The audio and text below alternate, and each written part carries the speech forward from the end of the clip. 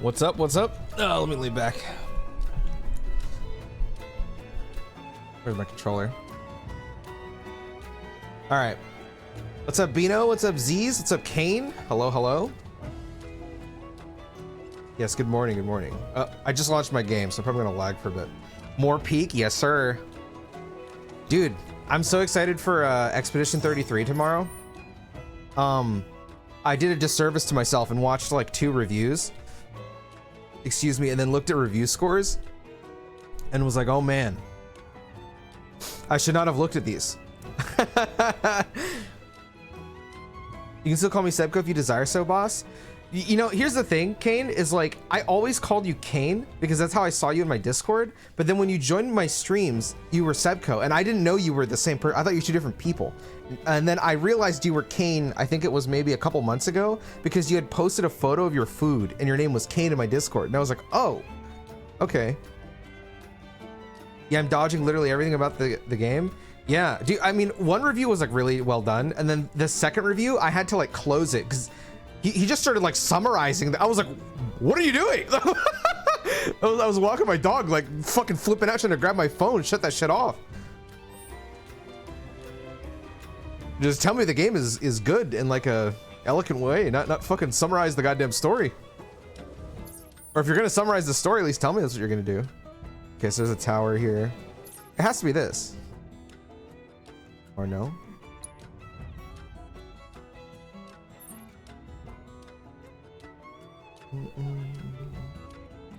There are 2 of us on the Discord. I'm the Green Cane. Oh. But man, I'm tired today. Understandable. I just woke up. I'm feeling okay myself. I'm very excited to work on shit. I spent yesterday. I wrote and recorded a video right after the stream, so I'm definitely getting my schedule started in terms of what I wanted to do. All right, I gotta be brain damaged. What is that thing that I'm looking at? There's 2 towers there, and then there's the 2 things that you can fly on.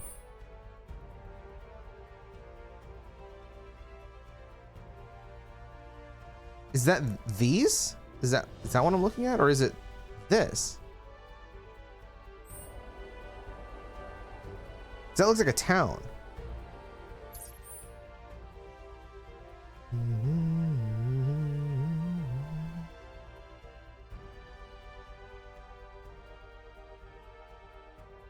I might be baiting myself by like looking at the sensor towers. Oh wait, maybe it's this. 'Cause there's 2 right next to each other here.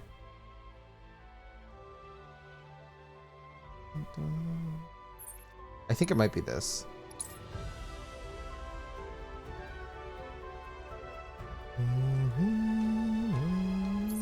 I will say with Expedition 33, I'm like surprised that, by the way, listen, I'm excited for that game, but I can't tell if I think the name is good or not. Claire Obscure Expedition 33. Like, it feels like 2 names put together. I feel like it should either be Claire Obscure or Expedition 33. It's weird. It reminds me of,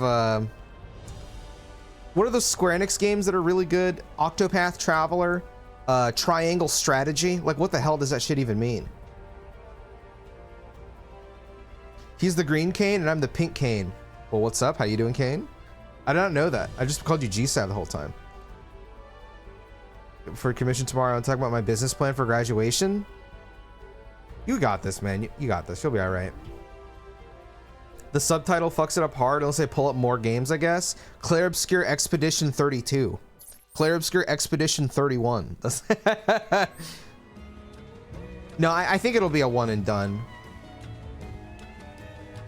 I think they'll like move on to something else.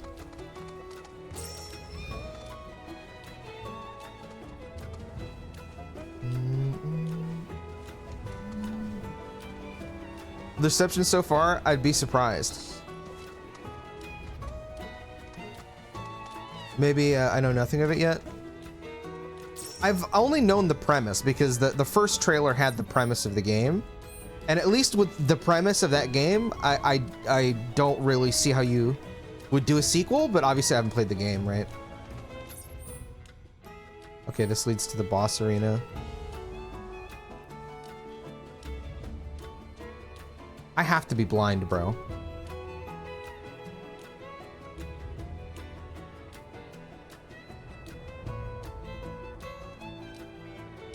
There's 2 towers. This is the only area with 2 towers. So I think I have to turn the fucking map. Like, I gotta turn my head like this, and then I think it'll make sense.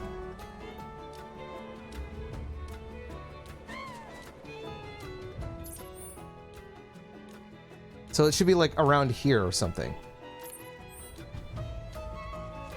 Just wait for the day when they run out of names and they'll have Expedition 69 and all the characters will be in bikinis. Excuse me, bikinis and baguettes. That's gonna be one of the DLC.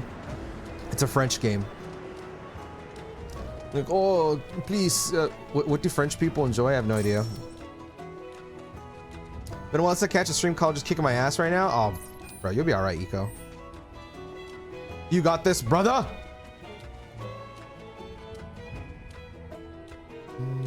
I'd say I've been there, but but I wasn't, so. Okay, turn my head again. Bro, I wish I could just take the map and turn it. It's like my brain is hurting right now. French. Finally, I caught your stream, dude. Coco, what's up, man?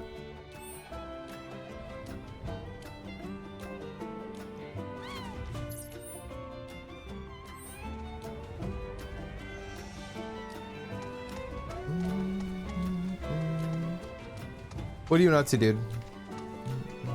Hey, chat. Yes, hello, hello.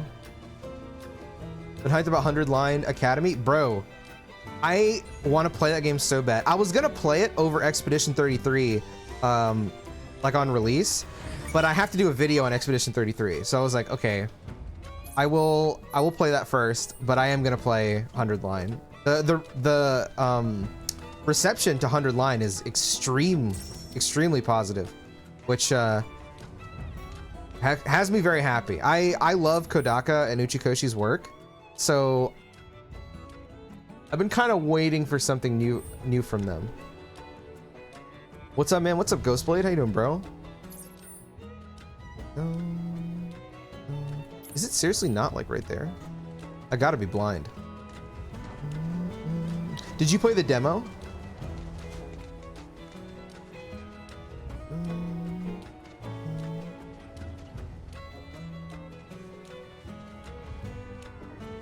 Since the first show from 33, I felt that game was gonna slap. Same. Oh, here we go. I remember. I remember my reaction to that game. I was fucking going crazy, bro. So it's my turn?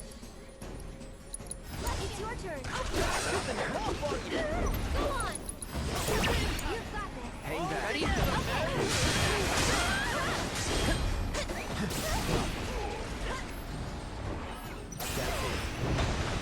Oh no, they broke the barrier. Fuck. No, I have to restart it.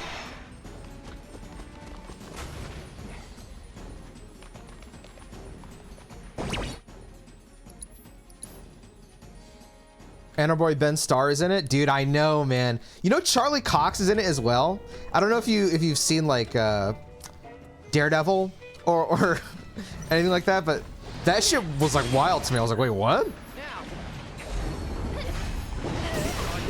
Don't overdo it. Oh, actually, let's go back to Cloud. Finish it. And you're mine.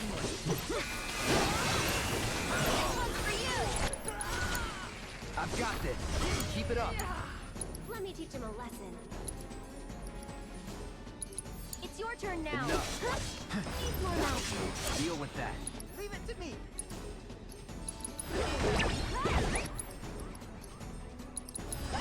It's your turn. I got it. Oh, thank God.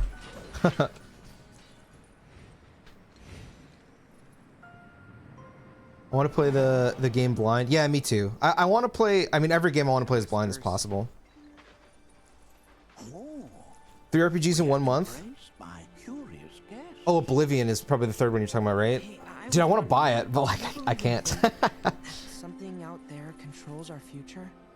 Everything's so fucking expensive nowadays. Fate is a salve we use to soothe the sting of disappointment. We are the masters of our lives, Nanaki. Would you not agree, Cloud? Yeah, sure.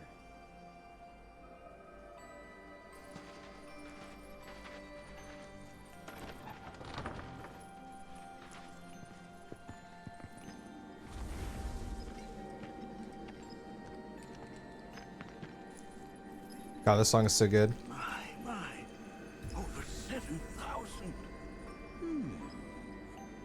This is an unprecedented level of activity.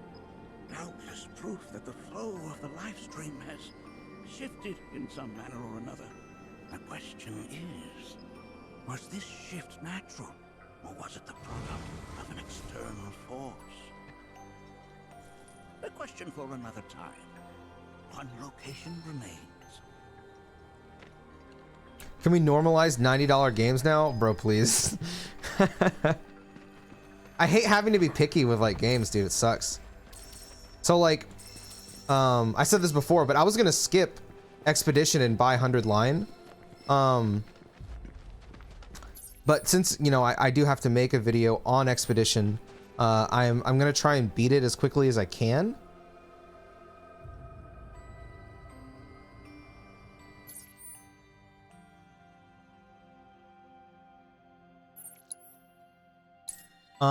And I haven't bought 100 Line yet. I'm gonna wait. I will play it this year on stream, but I'm gonna wait a bit, and I'm hoping it can go down a little bit in price before I buy it.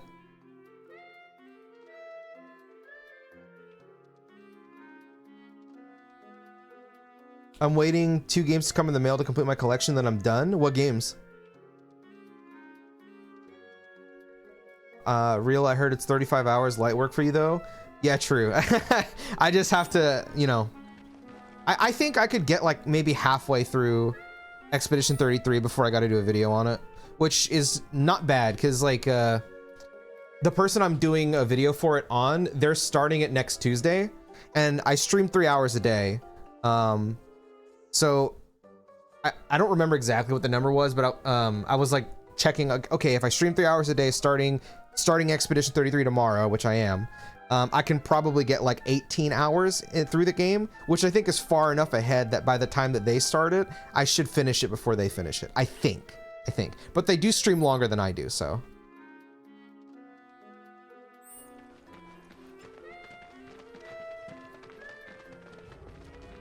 I'm just like really surprised at the reception to the story mainly. Like, I mean, okay, here's the thing. Excuse me. While it doesn't look like one, technically Expedition 33 is an indie game.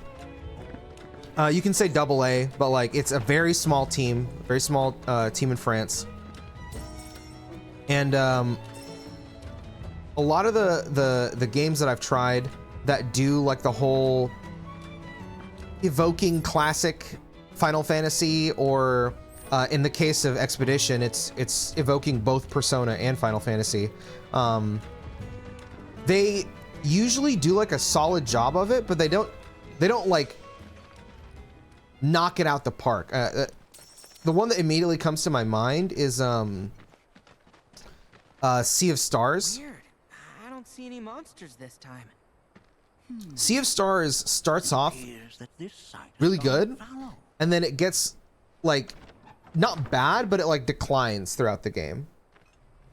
It's like where Sea of Stars really lacked is in the combat variability basically dies for like most of the game, because you just have 2 skills for like 30 hours, and then by the end of the game they introduce like a more party members, and it has like a Final Fantasy X system where you can change your characters mid-battle on any turn with no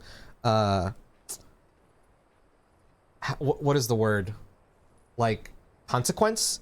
If you played FF10, you know what I'm talking about. It does that, and that's when the combat becomes interesting again, because suddenly you get access to more skills in a battle instead of just the same 2 skills you use the entire game. But the general feel of it is good. It's close. It's very close, I think, but it just falls short off the mark. Expedition 33 seems to be trying to do something similar, and apparently it succeeds. But I heard the same thing about Sea of Stars, and I didn't feel that way. So I'm excited to see what they do, though. We'll handle these guys. Get back. Bro, these things look fucking nasty, by the way. Oh my god.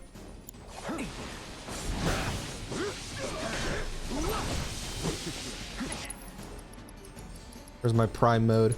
Here I come. Oh, I'm poisoned. Oh! Keep it together. Actually, wait, hold on. Take it over. It's on you. Oh, damn it. Here goes. Need to heal up. Alright, I need the chakra.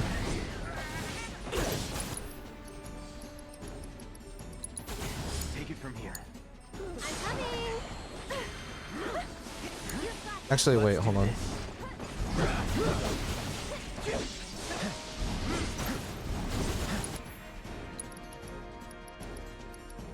Am I already in prime mode, or okay, I am. No holding back. Here it comes. Yeah, looking good. Need a breather. I'll take it.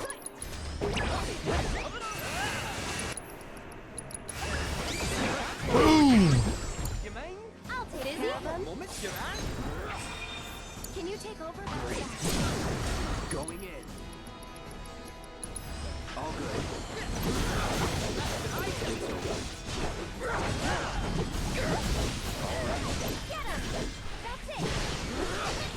Oh, oh, dude, I fucking love prime mode. It's so satisfying.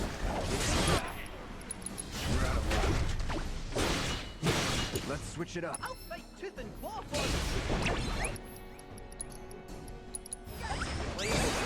Ugh.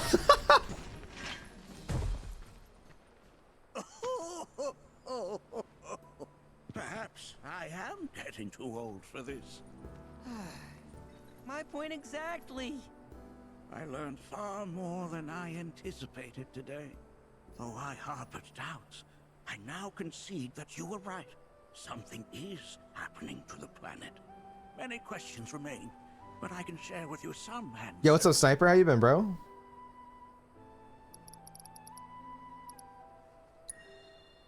Life springs are founts of Mako, whose locations are dictated by the life stream's ever-changing flow.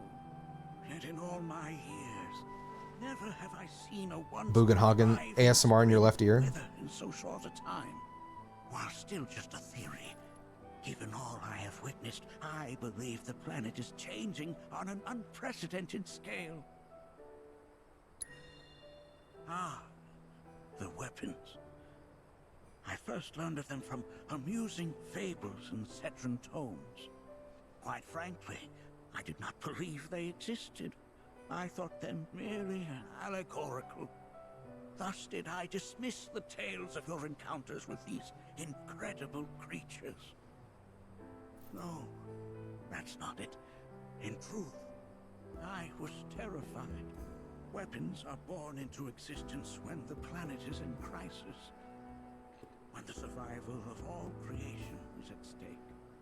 I hope you will forgive me my discourteousness. You came to me in good faith, and I turned you away. But we must face our fears. Only then can we hope to overcome them. I wish more boomers had that mindset, bro. Mine. The weapons have come, and they portend a grim future for us all. A malevolent energy descended upon that life spring. Never in all my years of planetological research have I ever seen such a disturbing phenomenon. You, however, appeared unfazed by what you witnessed. Yeah. You needn't explain, Nanaki. Indeed, it may be best that you do not. The experiences of others may skew our own perception of the truth. For the time being, quiet observation is key to unraveling this mystery. In the grand scheme of both the planet and the life stream, the lives of us mortals and the sublunary parts we play are undeniably inconsequential. For our world is the accumulation of trillions of souls, an assemblage of all life that ever was and will ever be. But that is far too Jesus. reductive a way to view the cycle which sustains us. We are, after all, a part of the planet, and the planet is a part of us too. We mustn't forget that even the smallest of ripples can gather the strength to become the greatest of waves. It is thus incumbent upon us to do all we can in the time we are allotted, to not die a ripple. I endeavor to do just that.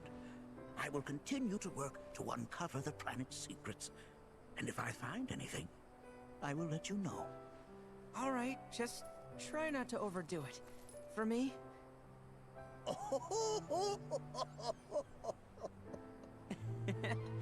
Oh, now who could this be? Why, it's from a watchman. The fuck? I don't remember him having a What? pager cell phone thing. What did you say? Is something wrong? I fear there is. The survey team has returned with reports of sightings of key spirits within the veil. But they were sealed within the cave. Indeed they were. I can attest to that. So how did they get out? Well, these are spirits, Nanaki. Who knows what they can or cannot do? Though I know this is sudden, will you lend us your aid? Go and speak to the watchman at the gate. I will return to the Vale on my own. I've been good. I'm glad to hear it, man.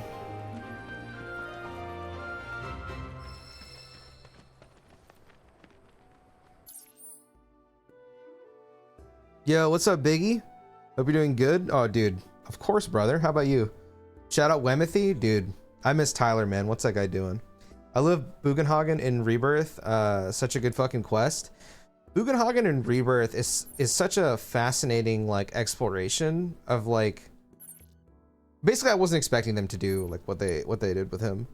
It's really cool.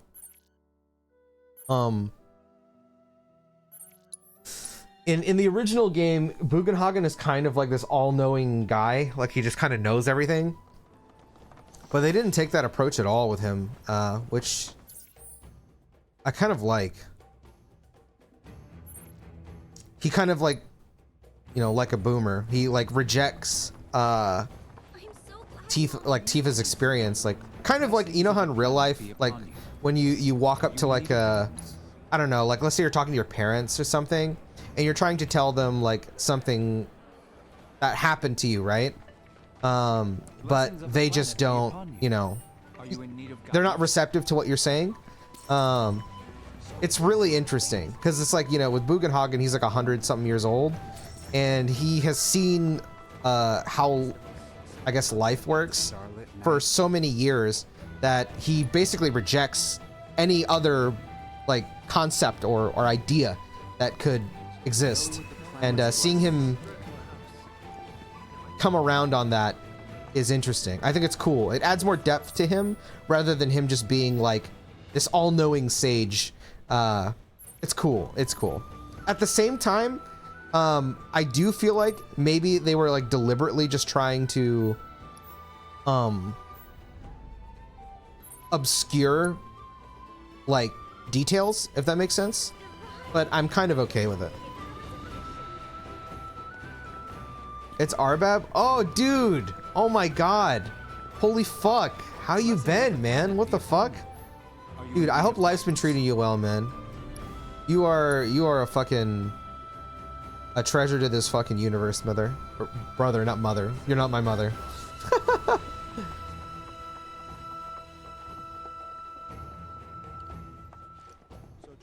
Cyberpunk and Little Big Planet. I wanted to get a lot of stuff from a generation I grew up playing PS3 and PS4 era. I really want to play Cyberpunk. I haven't played it yet, but Little Big Planet is a fucking banger, dude. I love that game. PS5 and PS6 will get the games that really interest me. Yeah, that's fair. I mean, I think that's one of the reasons why so many people are PC gamers now. I never buy games unless I review them before because of the way the mainstream industry is today. If I do buy games, it's mostly indie games because of their pricing and the quality I expect from it. Yeah, games are just really expensive. Like, I only buy like major full-priced games if I am very confident it'll be good. And usually, I'm not trying to toot my own horn here, but usually I'm pretty correct in terms of like my own tastes. Not bad, just living life, dude. I'm glad, man. I'm glad. I know you only show up once in a while, but dude, it's always a pleasure to fucking chat with you, dude. Excuse me, is something wrong? Ah, you again. Nanaki's companions, yes? What's up, Alex? I've yet to introduce myself. I am Caesar, Love one of Shinra. Varian's mentors. Now then, That's evil. to answer your question, rather vile fiends have been sighted in the Vale. Ones believed to be portents of calamitous ruin. Really? The creatures have been observed on many occasions in times long since past. But always has our planet risen to the challenge, brought her might to bear and staved off disaster. It is through this unique celestial event that the planet provides us with proof of her victory. As you Oh, I can remember see this quest. from these photographs, once the cataclysm has been averted and our world stands triumphant, gloriously resplendent comets grace the heavens. Huh. I don't see anything like that around here. Indeed. Though it should be said that none of these pictures were taken close by, but rather far from our current location. Perhaps we simply cannot see the miracles from here. The falling stars may have left their marks in the skies elsewhere. We're gonna go look for them, right? As if you'd ever take no for an answer. Truly? You would do this for us? It would be a great weight off our shoulders were you to find them. If you are serious, I suggest visiting the 3 locations in which the fiends were last seen. The signs we Dude, that was a see bar. may show themselves there. Here, use these reference materials and this recording instrument. Photograph the comets you spot, though try to ensure your pictures match ours. Blessings of the planet be upon you.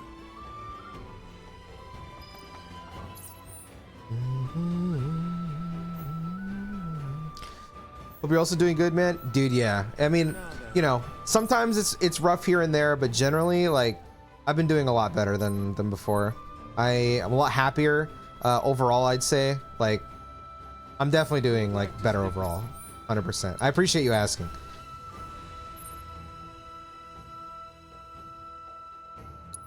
Yeah, Biggie Smalls. I used to work for Shinra until a few years ago. On a side note, I've been playing Neo The World Ends With You during my free time, and I'm 2 hours in. I remembered your video about the game as a fan of the original World Ends With You. It's so awesome to finally be able to play it. Dude, that is a generational game right there, bro. That is such... That game? Bro. Thank God you're playing it. We need more people to play that fucking game, dude. That game rules.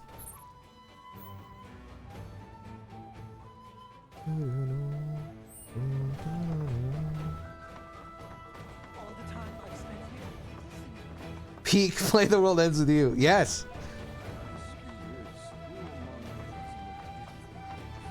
Like, when I think back, like, 10 years, and I think about, like, the most memorable games to me, Neo The World Ends With You is right up there. Hey there. Thank you for tracking down that spot. Quite the view you captured. Great work getting that shot. You really are one shrewd shutterbug. To quote the association, your talents are inimitable. You've got quite the portfolio now. Can't wait to see how it grows. What the hell? Bro, why are you pushing this guy?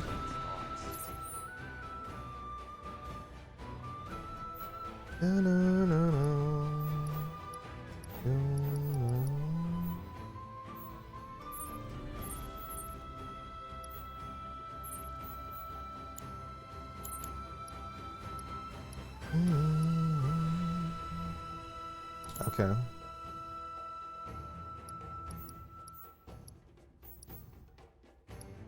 Awakening, scholarship, vagrancy. Where the fuck is it? Oh. Sildra Inn. Peak series? Yeah, it is. Like the original World Ends With You is fantastic. Give or take on the controls, but the characters and story are great. Neo: The World Ends With You is like genuinely fantastic. But hearing, feeling happier about the Hope Ronald is also doing well, dude. Yeah, 100%, man. Again, I appreciate it, bro. As I get older, I come to appreciate like more and more things, dude. So thank you for stopping by, man. Have a good day, bro. Neo is so good. It's a shame that even Square Enix forget that it exists. People in the forums literally did more marketing than them for the PC release of The World Ends With You. I know. When the game came out, I like at everyone on my Discord, I was like, yo, please buy this game. Now we don't even know if we're gonna get another one, which is a goddamn shame.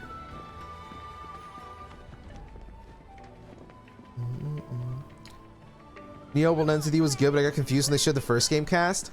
I mean, it made sense narratively, but I could tell that a lot of the reason why they showed up was like, you guys miss these characters. Although I will say, listen, the thing that they do with Neku was like, peak. Hello, Zareth. How you doing, bro? All right, where's this guard?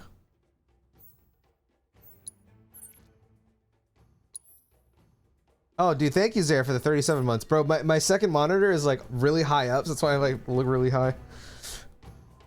Excuse me.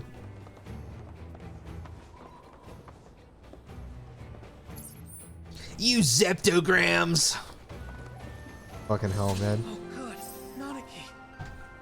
We just got word from the survey team that they spotted the Gi right outside of town. Yeah, I heard. Are they okay? They weren't attacked, were they? Don't worry, everybody's fine. Happened to be near the elevator, so they were able to escape in time. Though they had to leave their truck behind, unfortunately. Okay, I'll go take a look. We can't let more into the Veil. Appreciate it. Just, be careful out there.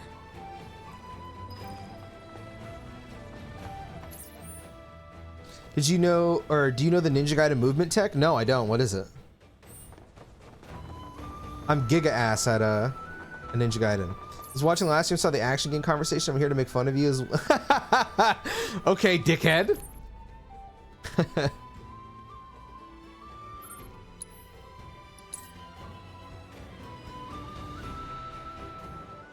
But yeah, I'll take any tag, dude. I'm fucking ass at Ninja Gaiden. Giga ass.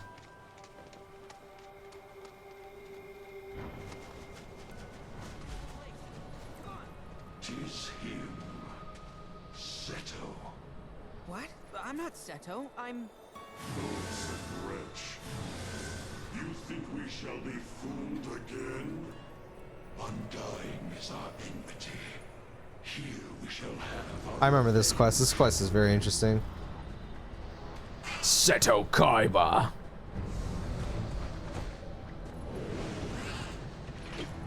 We do this fast.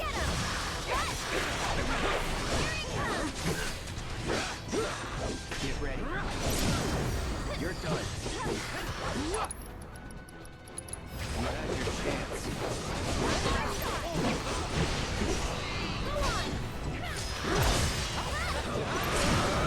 Going in. That's that.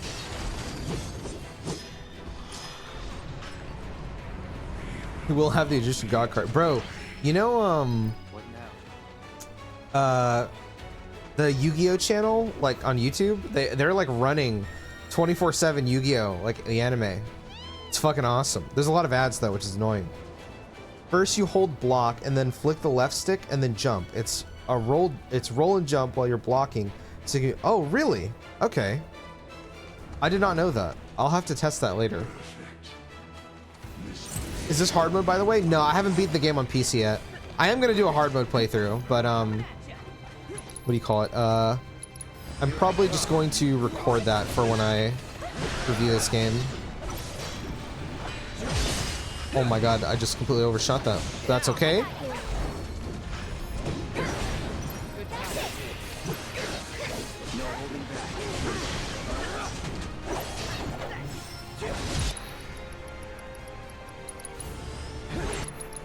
Take the lead.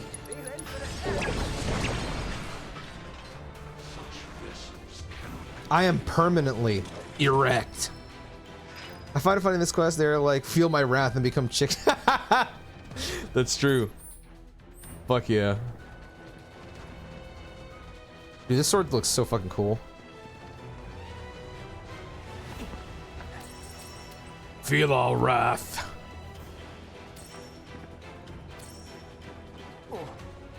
Alright, bring it, lizard people.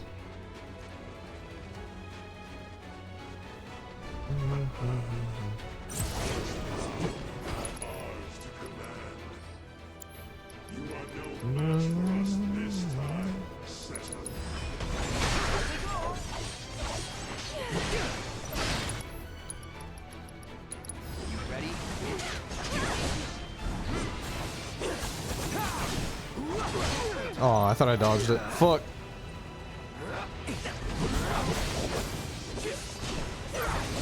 Whoa, whoa, whoa, whoa, whoa, whoa. I'm here. Bet that hurt. Try this on now. Your turn. Let's do Ow.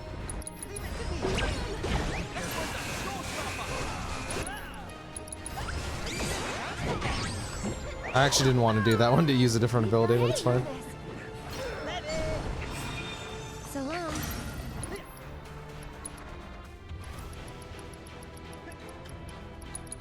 I'm here. Ah! Need to heal up. Pushing it.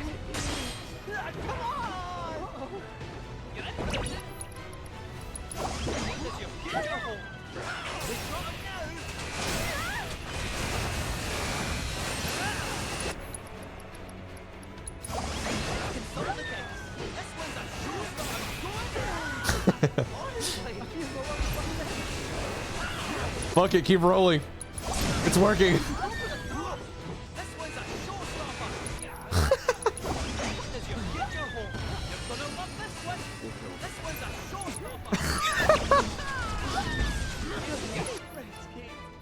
Oh fuck, you got rid of my Moogle.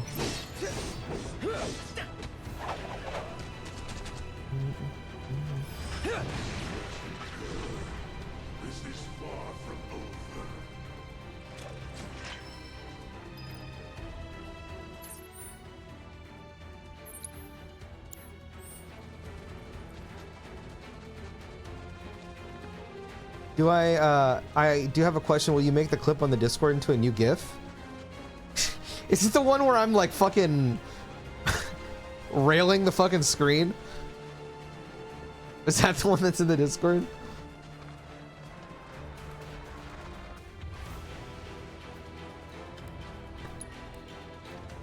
What's his name? I mean, sure, I guess. I did have a couple of people ask me if I could turn it into a whatever it's called, emote. Pinoy backshots. Listen, I was not intending to turn that into an emote. I was just imitating the IRS.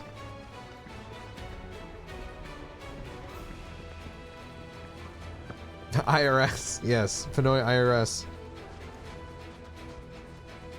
Just keep in mind that your blocking essence won't come to you. So, I just learned that like 3 days ago, because I was like standing next to an essence. I'm like, why am I not sucking it up? And then I let go of block, and I was like, oh. I played that game for like 6 hours so far, and did not realize that. What? I never. Do you want me to convert it? If you want, I don't mind. I'll upload it.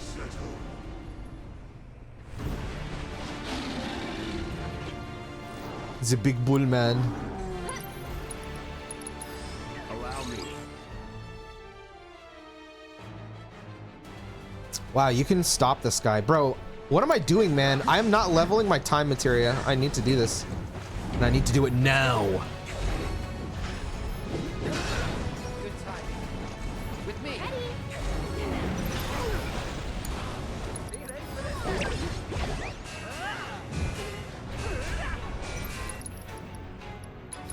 Fancy a week, eh?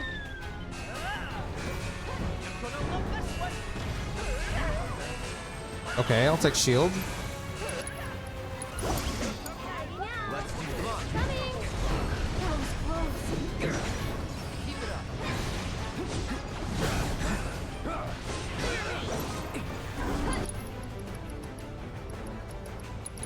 Deal with that. Here goes. Let's get serious. It's your turn. Hang back.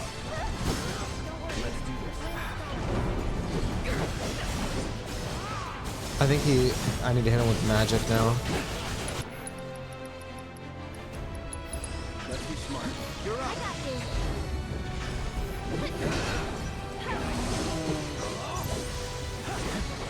Keep it together. You like I'll take care of him. Here it comes. all the time. Oh, he's immune to it right now. Oh!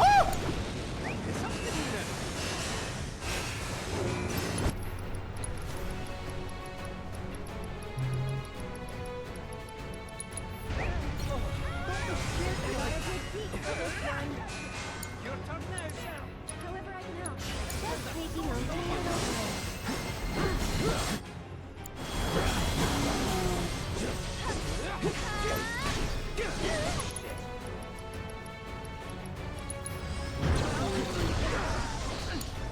I'll fight tooth and claw for you. Got this? So it's my turn? Leave it to me. I'm feeling really weak. Let's dance, asshole. Okay, I can do this. You jittery? One more. You're still doing okay. One's for you. Sorry,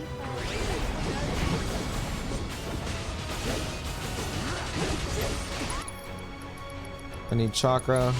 Need a breather.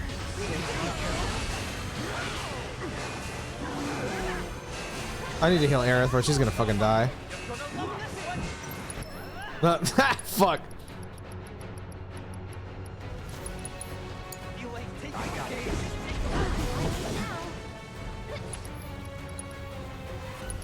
Aaron.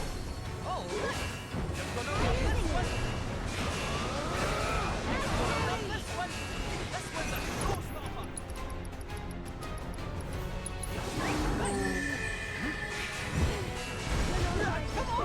Oh, that reached me? Yeah, back up, fatty. We've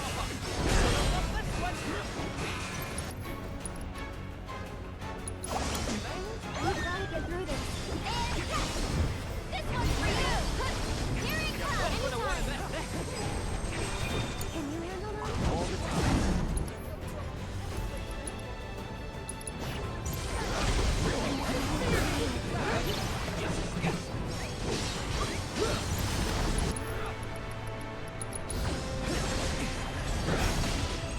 Take it from here. Okay, that's fine. Let's do this.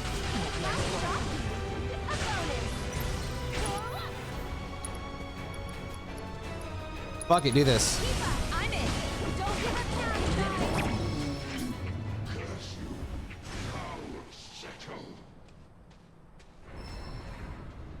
I'm not Seto. I'm his son, Nanaki. There's a lot of things I don't know yet, but I want to learn. Can you teach me about my father? About you? Father. I see. As you wish, son of Seto. What would you like to know? Seto ventured deep into the caverns below your home that day. Alone. That he might persuade us to cease our ingress. Though we had braced ourselves for battle, we found ourselves captivated by his resplendent mane. He was a beautiful creature in both body. The Gi were like, damn, your dad was sexy. By his courage and sincerity, Seto. to entrust with him our singular desire. We desire the return of our black materia and deliverance from this purgatory. We believed Seto to be a man of his word, yet his betrayal proved otherwise. Our hopes placed in him, only to be trampled upon. We were forsaken, overcome with rage.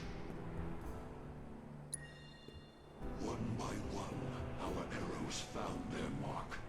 Yet Seto was unfazed by our assault. As a confidant, our secrets he would keep.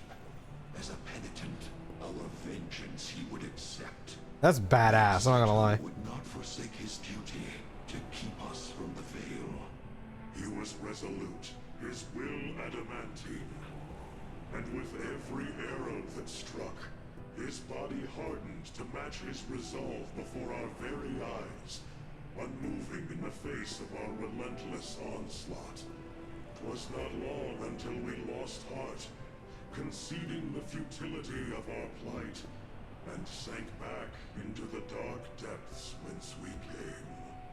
Yet the darkness granted us no comfort, and certainly not the oblivion for which we so desperately yearn. I know this might sound hard to believe, but I want to finish what my father started. I want to fulfill his promise to you. Is that so? And even if you don't trust me, Talk does. He asked me to get back your materia. I think it's crazy to have this dialogue in a side quest, because like, how are they gonna follow this up?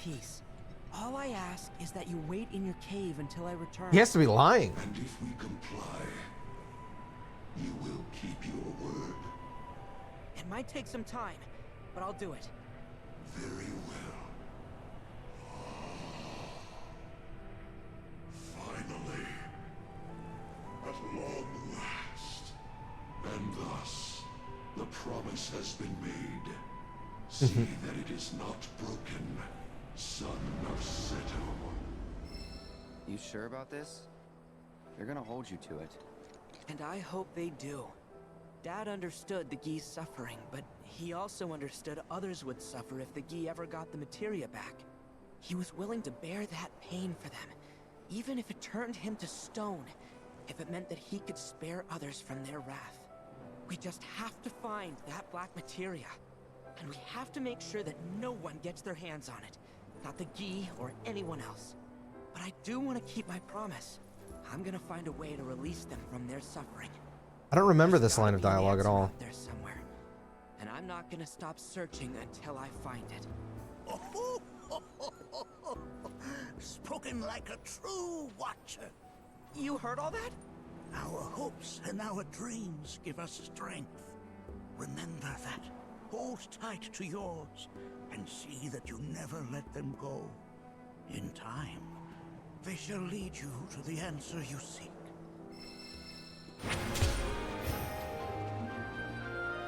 That was awesome.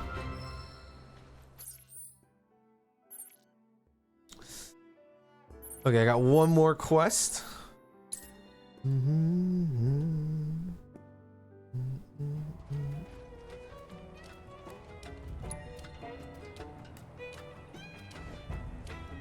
Burger Man.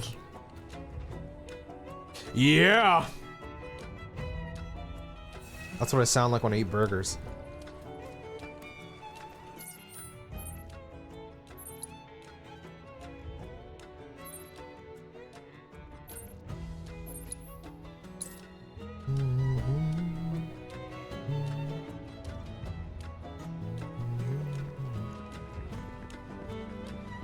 So all the time? I don't like burgers that much.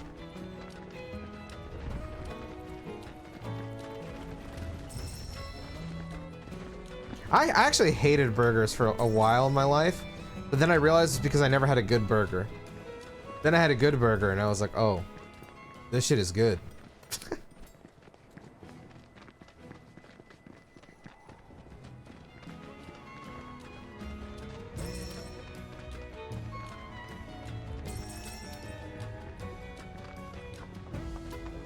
I still wouldn't say like I love them, but you know, a burger every once in a while is solid.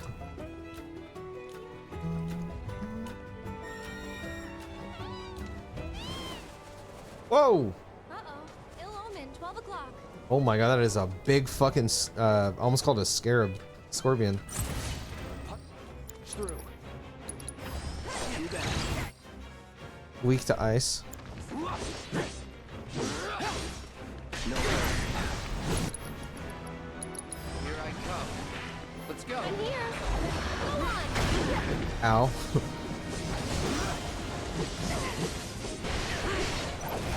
Ah!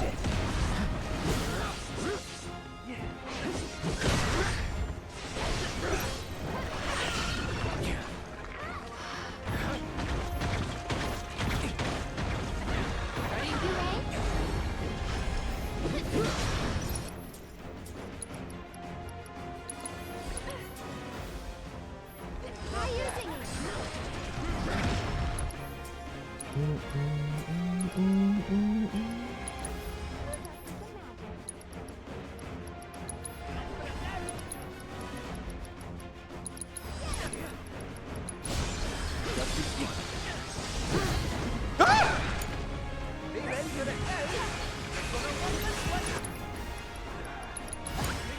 Here goes. Busy? That'll do. Making a breakthrough. My turn. That's it. Here it comes. Oh.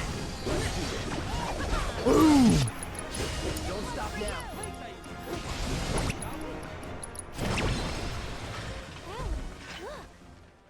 Brother Penguin Muff was just in the way. I know. He just like walked up like in the middle of my blast. I felt bad. Using the phenomena reports as a reference, try to recreate the planetologist photographs with at least 80% accuracy through Caesar. Those Caesar will accept any picture you offer. Oh, the picture. Right.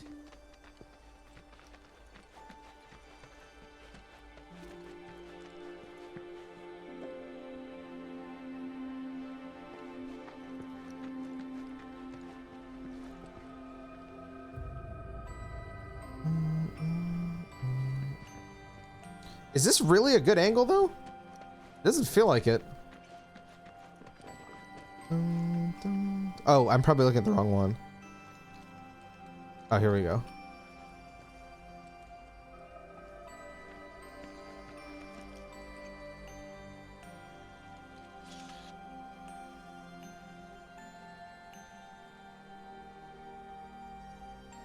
Ah! Wrong button. Something's off. Nope.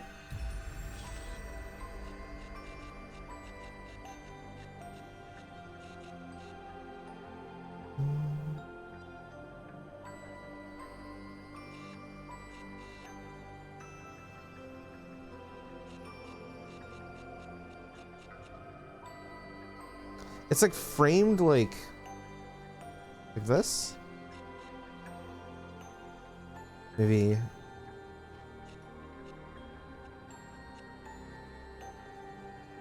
Bro, okay, let me get my mouse out. Hold on. I can't fucking aim this thing with a stick.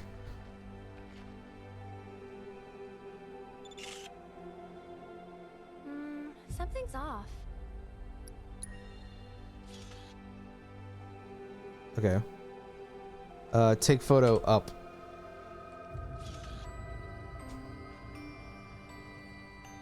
Oh, zoom is with the mouse wheel, and my mouse wheel's broken. Fuck. Okay.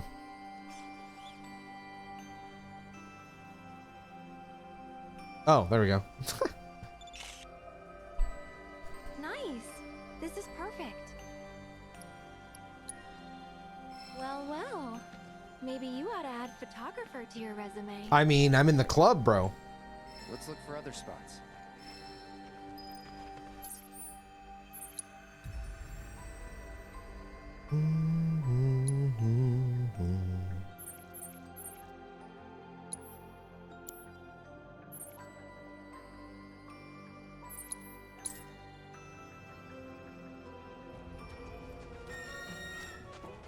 Hey, come here.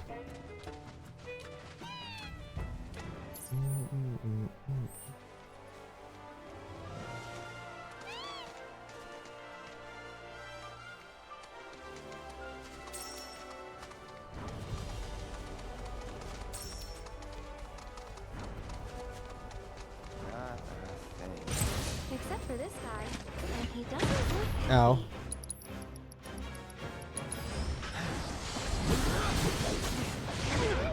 Ow. Do it. Coming.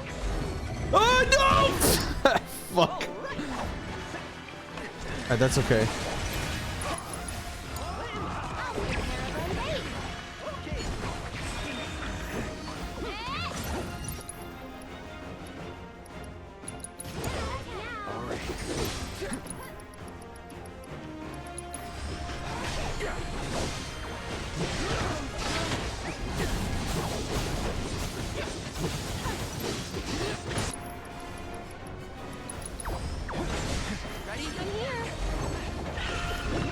Oh, why you gotta do this now?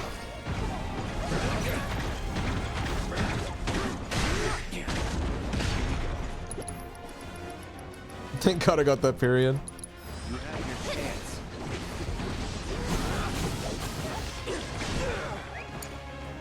I did that too slow.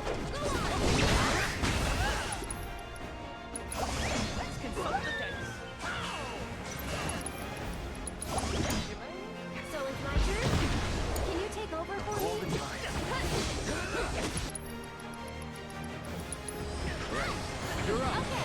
Oh my God, we actually got hyper beam.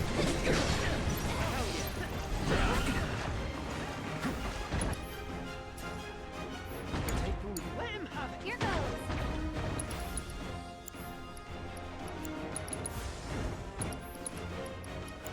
So why don't you lead the way?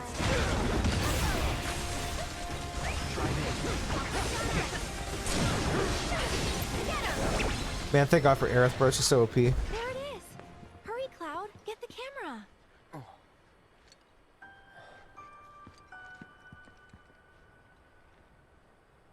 Floating days gonna be invented next year. Fuck off. Seeing a scorpion this size reminds me of Fallout, and then I gotta get back to New Vegas so I can finally beat it. Yeah, that's like probably my favorite Fallout game. I love that game, dude. Sometimes I think about replaying it, but you can sneak a photo of Aerith. Just make sure it's a good one.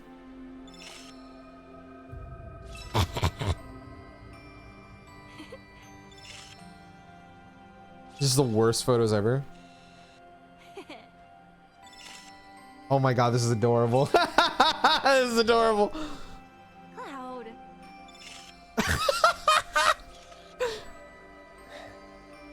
Oh my God, the little from Cloud, you creep.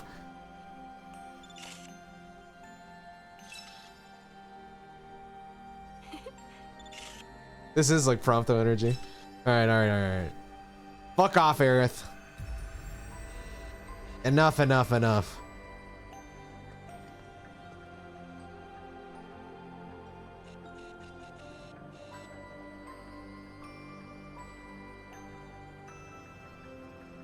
This is pretty much the photo, is it not?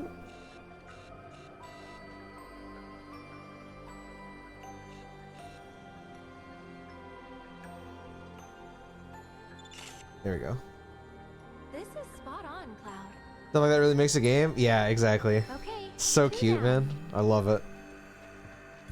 Just one more left. Let's go.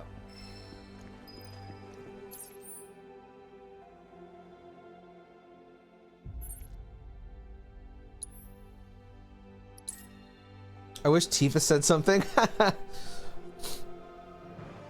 I think Tifa would just like make an anime sound, you know what I mean? Like like sigh or something. I don't know.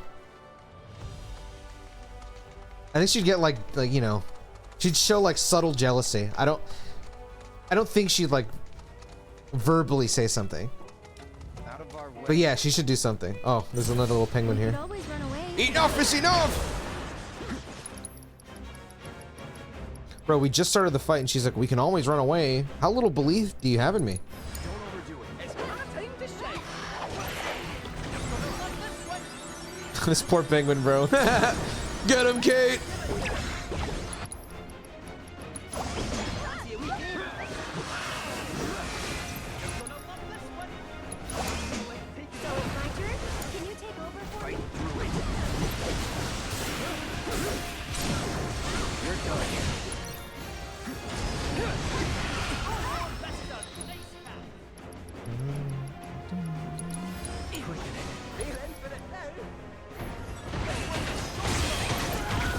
Ow, ow, ow, ow, ow, ow, ow.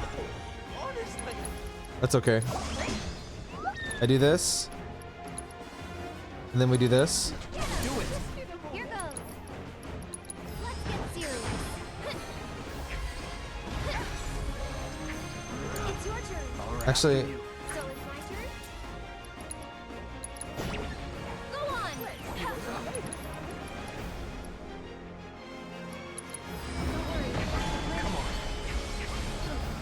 oh my god. Did we get gravity off that? Hell yeah, what the fuck? This is, yeah. Can you take over for me? It's your turn. I got you. It's too far away. Hey, come back over here. Damn you. One more shot. Ready? Okay. Take the lead. Here goes.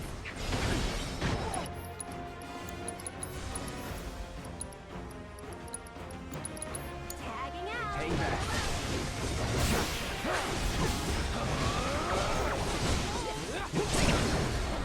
Nice. Okay. Does Tifa fear bugs? No, but she fears ghosts. Whoa. I know you snuck a shot of me earlier. Nothing sneaky about it. Is that so? She's gonna kick you in the head, you freak! Hey, let's get a selfie together, okay? Come here. Oh, perfect. Oh, she's adorable, man. Fuck.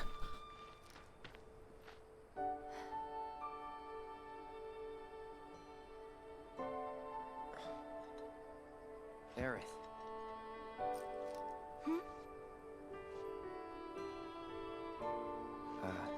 Nothing. Let's take the photo and go. Sure, sounds good. Oh, so good. Fuck, man. Oh, wait, yeah.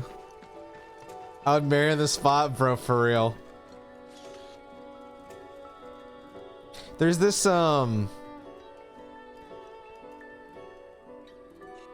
I'm not saying to play this because I don't recommend it, but, there's this event they're doing in, Ever Crisis very soon where they're like, it's like an AU version of Final Fantasy VII where they're all in high school, and they made Aerith the, what is it called in Japanese? Sukeban? She's like that kind of girl. She's like the school bully, and I'm like, this is like the most accurate Aerith like ever, bro. It's fucking, it kind of rules. Wow, it looks exactly like the photo they gave us. Guess we gotta What the get fuck? these Yeah, off the dude. scissor, huh? Here, let me see if I can show you. And watch that on YouTube? Yeah, it's not out yet. I think they're putting the story out soon. It's supposed to be like a visual novel, but like the Aerith skin is actually fucking peak. And there's a lot of really good ones too. Like Barrett is like the gym teacher. It's fucking awesome. Aerith or Tifa is like the sweet schoolgirl. Here, there's Barrett.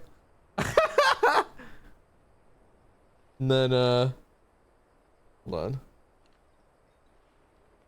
It's Cloud, Aerith, and Tifa.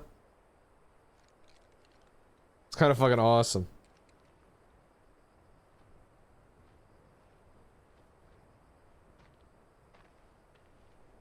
Like, bro, come on now. Come on now. That's so peak. She's gonna hit you with her fucking kendo stick. That's fucking awesome.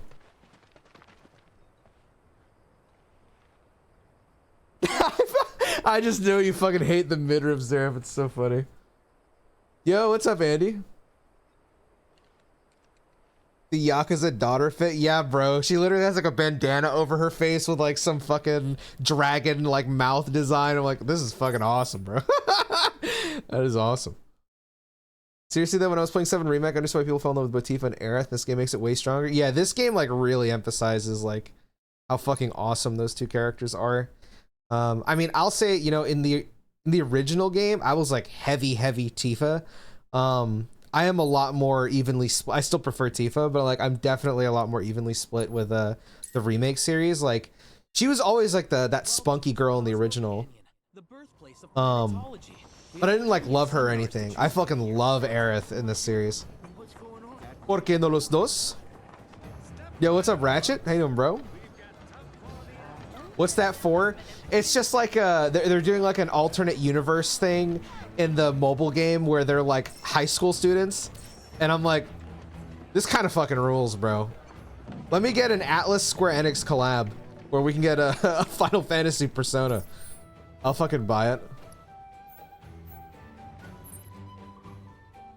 Planetology Assembly. Okay.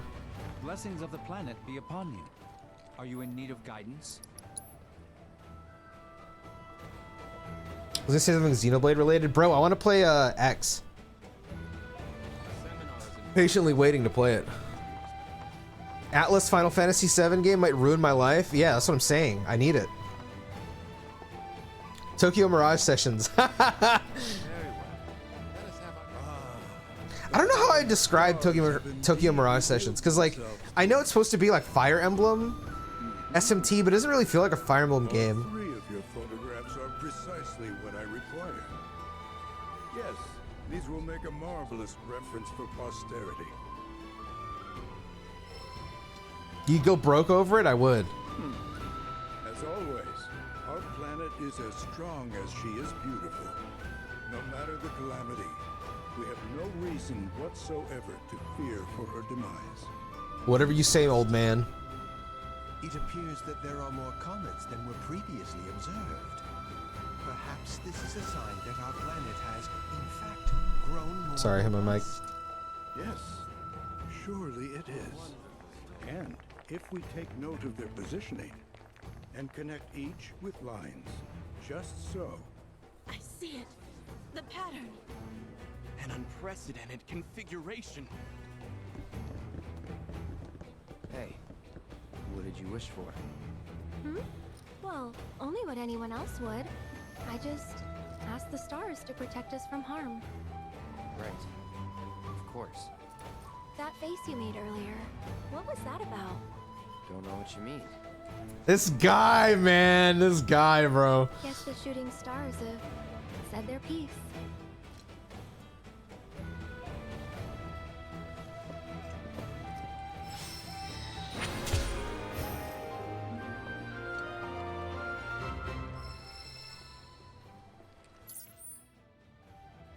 All right, there we go. Cosmo Canyon 100%.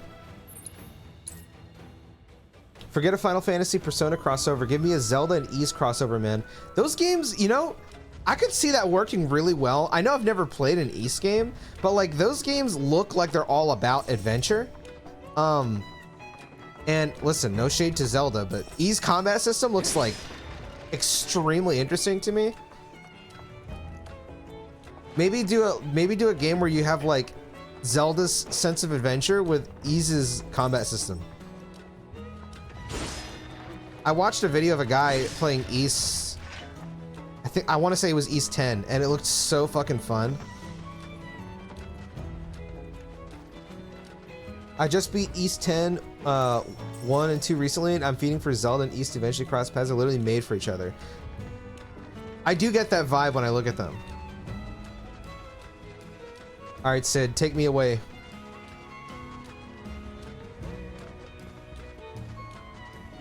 How do those original Ys games play? The ones with like the what is it called? Like the bounce combat thing where you like bump into them? Thank you for choosing Bronco Airlines. Because I'm gonna try them. It just looks so different from what I've seen in other games. The old girl should be more than up to the challenge.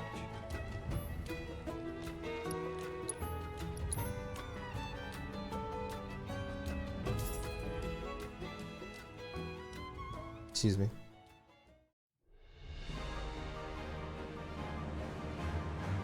God, I love this.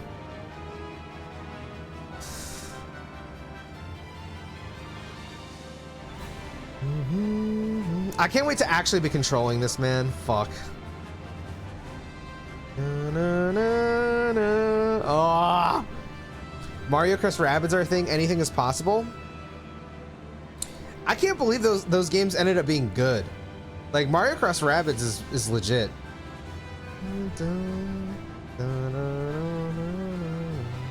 And the rabbits actually aren't that annoying. They're pretty charming.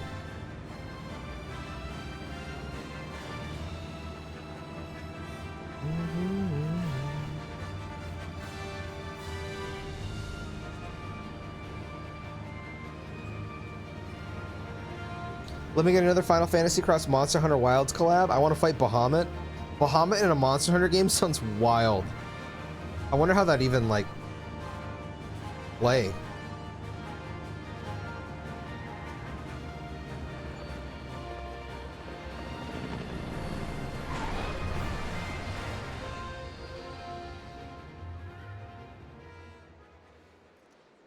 The Long Shadow of Jinra. I'll see you when I see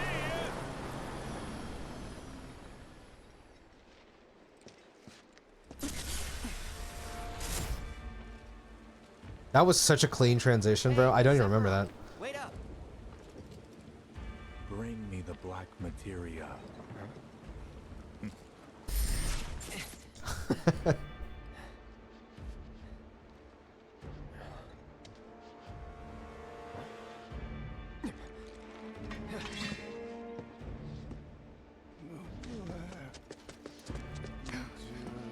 You okay? Yeah.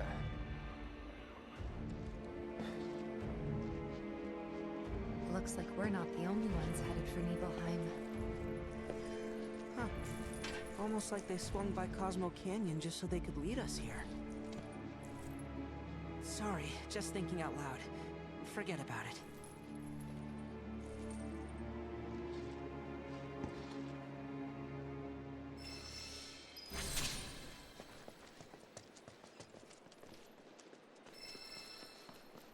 Atlas would never do that. I could not imagine them making like a... I feel like they're very married to their linear-esque like calendar system, which is not a bad thing. They're very good at it. But I mean, I do hope they prove me wrong. I'd like to see if they're capable of doing that. But I get the feeling that they are not. And they just might not even be a thing they want to do. Bump system is really funny because it's really straightforward and actually helps prevent old game jank. Really? Because all you're doing is running into an enemy. You're running into... Wait. You're running into an enemy off center, so you're confirming hits without needing to hit an attack button, and leveling up is really quick. I'd have to give it a try. It looks so weird, but like I'm open to it. It looks so different from like anything I've seen. This chocobo has a beautiful butt.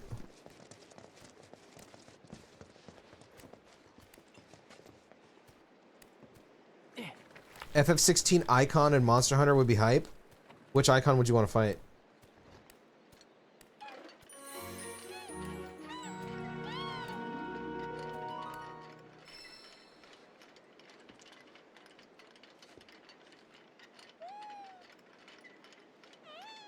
What a good little boy or girl.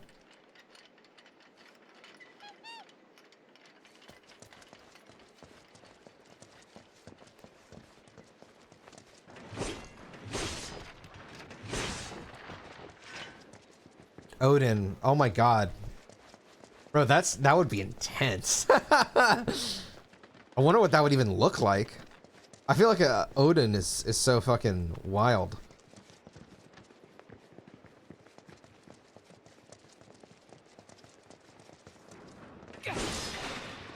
They are old ass games though, so you need to lock in with your mental map of an area so you don't get lost. Oh, okay. That makes sense.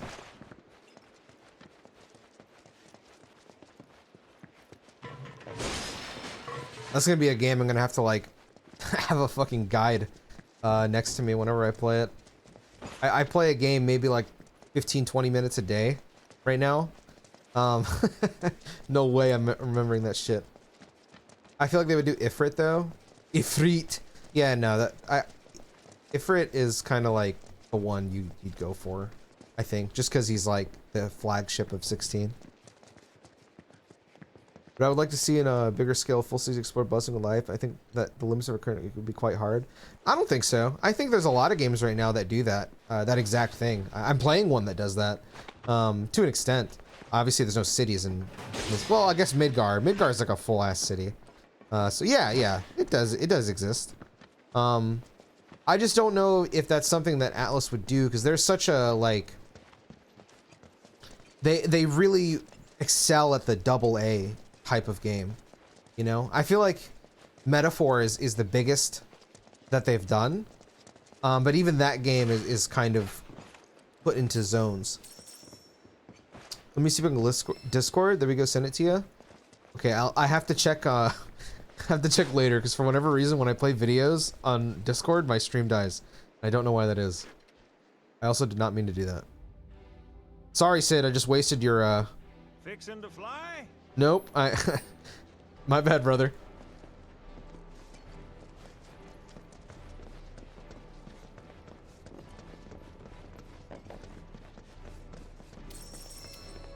Kate? I meant to tell you before, but the terminal's probably gone. Nibelheim burned down 5 years ago. Not to worry though. The terminal is as snug as a bug in a rug. Cause Shinra wasn't about Holy alliteration. Meaning the reactor? Well, that's important too. But no. I'm no expert on Nibelheim, but what I do know is that it's the only lead we have on that materia. So, not much choice. Yeah, it's this or nothing. We should get going. SMT Nocturne does an overworld, but it's not really the same. Yeah. That I enjoy those, like, you know, SMT overworld stuff. And I know that like a lot of SMT fans are kind of unhappy with how SMT5 does it, but excuse me. I far prefer the SMT style, or SMT5 style.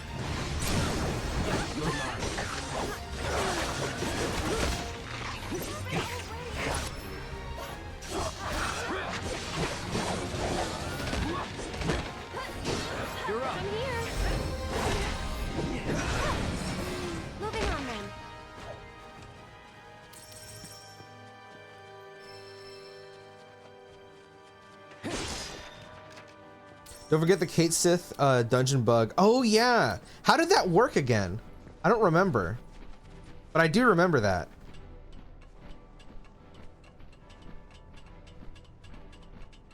Let's go 1v1 to Earth like full on contents. Oh, you mean like actually like just? That sounds impossible. Isn't there what is it like? Is it Star Citizen that's trying to do that? I don't remember. Right, let me just do this first.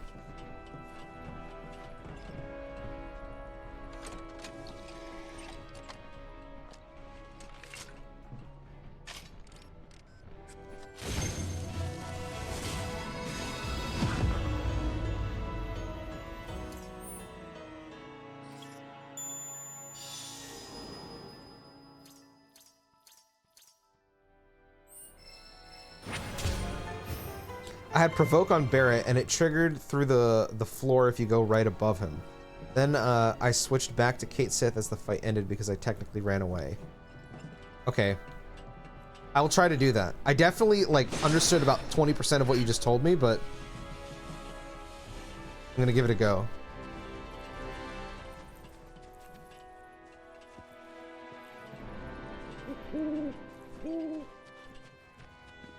I love SMT5's style of the areas where less dot because I think the only SMT world I want to explore is something like 4's. SMT4's world is really cool, I'm not gonna lie. I would love to see that. That would be fucking awesome, man. That would be really cool. I can't even lie. I can't go that way. I need to get a chocobo first.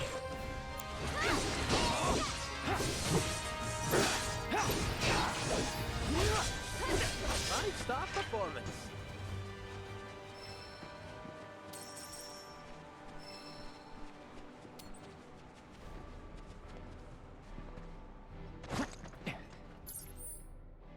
Oh, it's right here.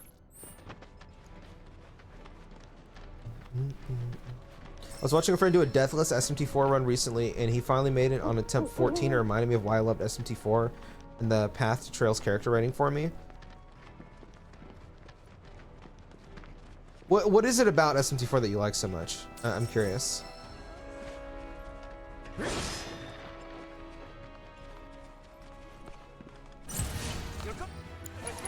I like SMT4 a lot as well, but I'm just curious what it is that you like about it.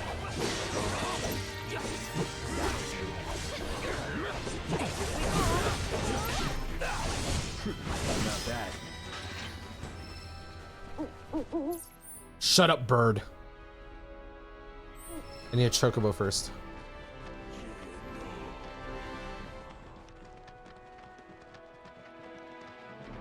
Is it this way? Oh no, one more.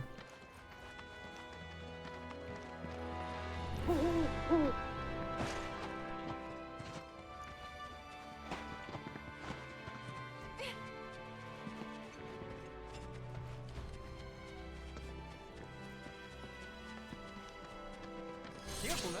Wouldn't you want to scare the birds?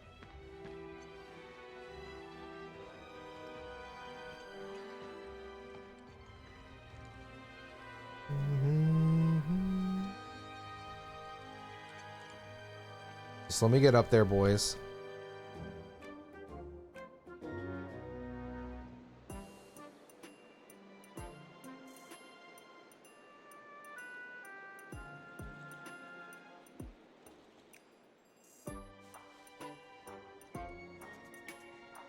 This chocobo's just staring at my ass, bro.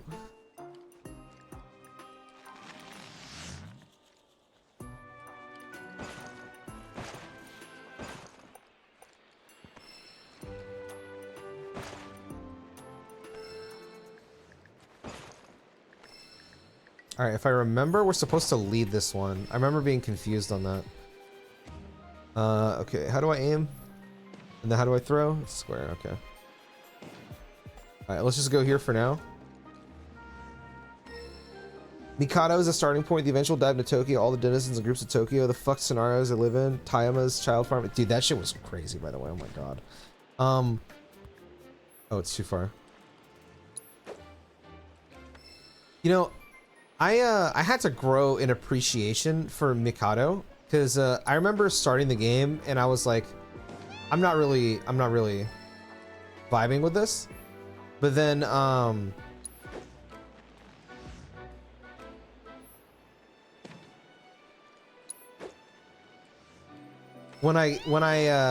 when you get the reveal of Tokyo, I was like, okay, this is cool. This is really fucking cool. And basically everything with that Tayama guy was really crazy. Like when you have to fight like the poop god or whatever the fuck it was. That was so fucking cool.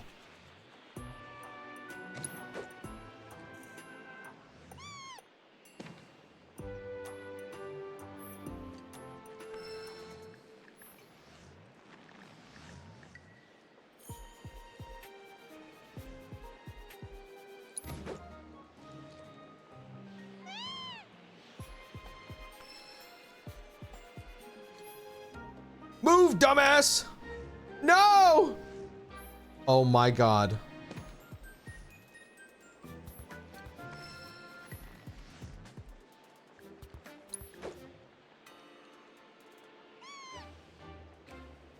Go, go, go, go.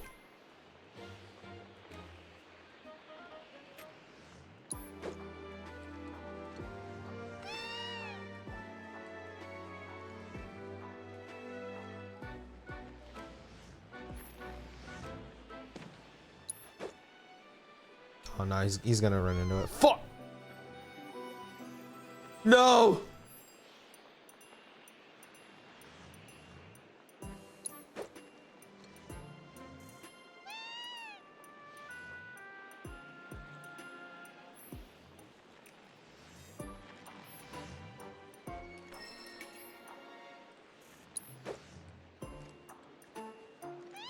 I don't blame you because they don't really get to utilize Mikado well, and I think as well as many other peeps, the metaphor is a better showcase of that Mikado. Yeah, I agree with that.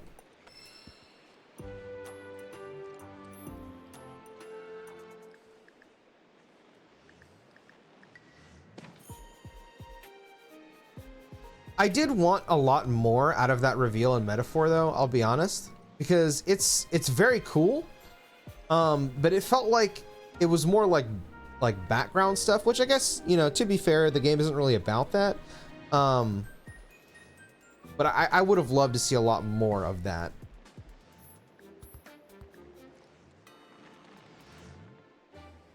These guys are gonna torture the fuck out of me.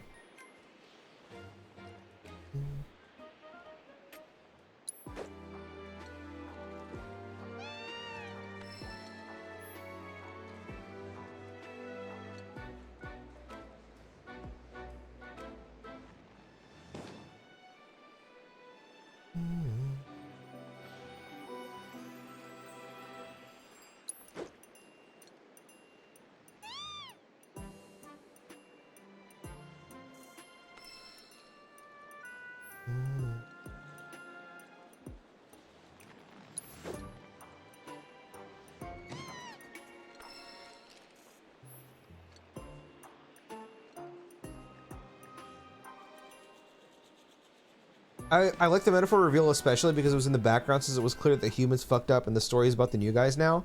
Yeah, I liked all of that. I just felt... Alright. Fuck!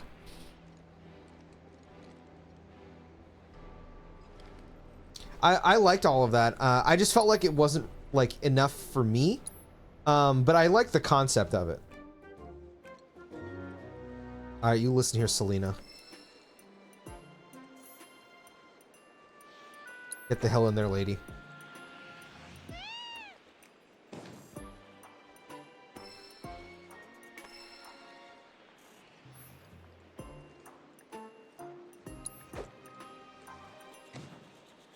Give me another one.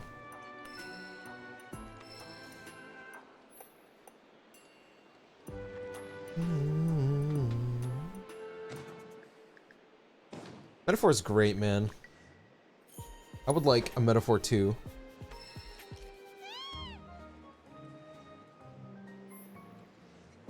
Can he like actually go through this? I'm curious.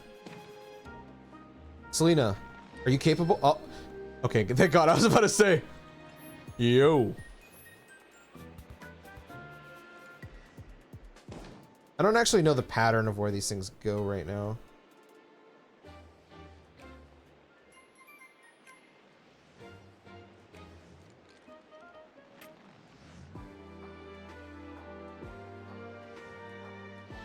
Yeah, Rella is probably the biggest disappointment to me in Metaphor.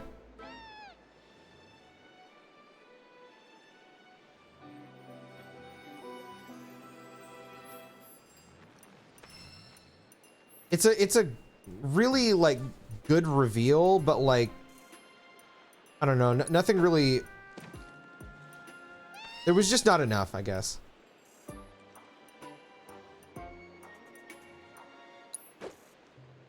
But I mean, that last like section of the game is really awesome. I can't lie.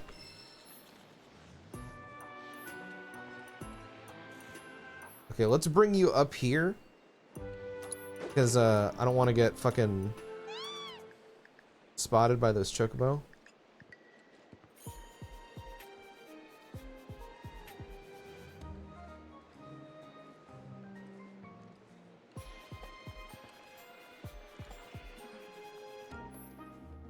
Yeah, exactly.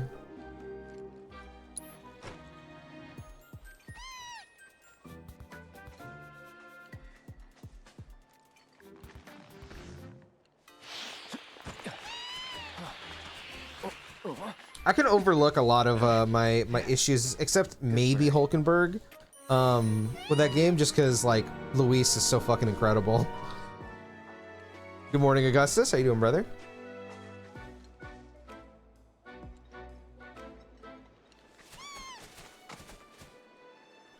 Thank you, Augustus. Wowza!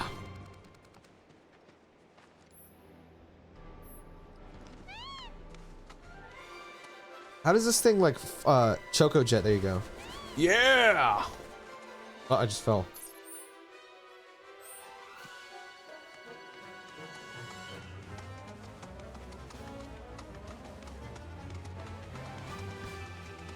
I was talking about this with someone else. We were thinking that the Magic College was a perfect fit for a lore dungeon and Rella backstory. Oh yeah, that would have been fucking amazing, actually. That place was like abandoned or something, right? I can't remember.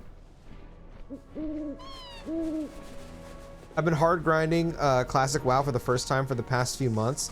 Finally understand the appeal of MMOs, actually peak gaming. Yeah? That's fucking awesome, dude. I'm glad.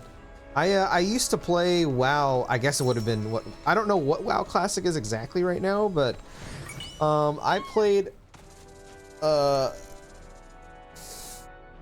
see, I know I played the original. I played Burning Crusade. I played Lich King. I believe I stopped in Cataclysm, if I remember.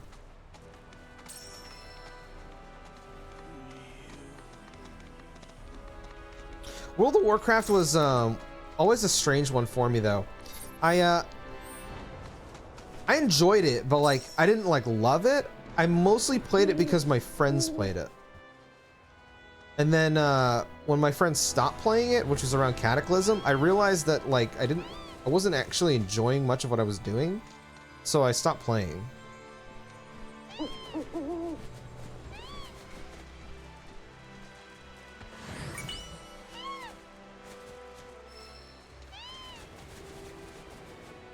God, I love this chocobo.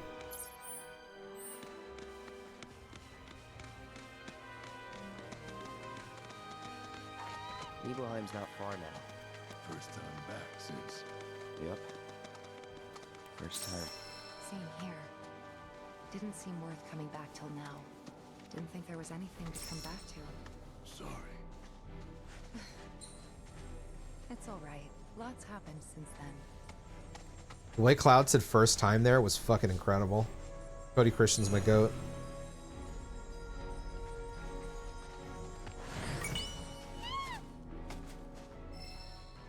I was talking to one of my friends who beat Metaphor recently, and we're talking about how we think that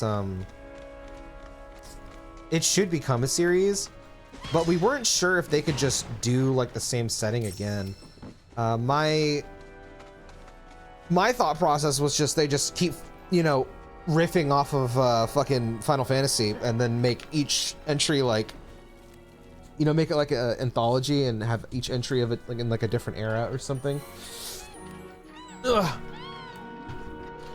Because I feel like if you do, you know, exploring the idea of fantasy in a fantasy setting like 100,000 times, it might not hit the same. But I feel like exploring the idea of fantasy in other like eras, settings, cultures, that could be interesting. I honestly thought I was ready for this, but it's just too real. Man, oh my god, Tifa's fucking peak.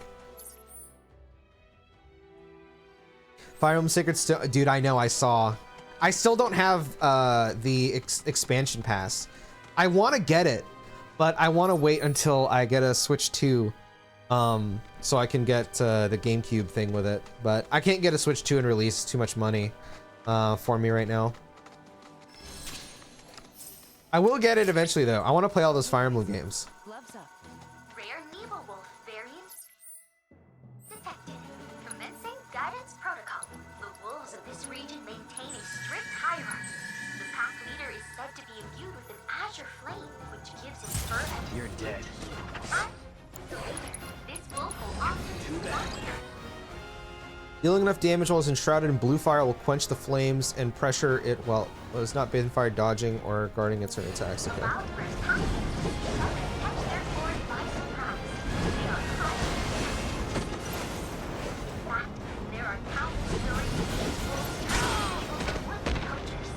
Damn, let's go, Aerith. What the hell?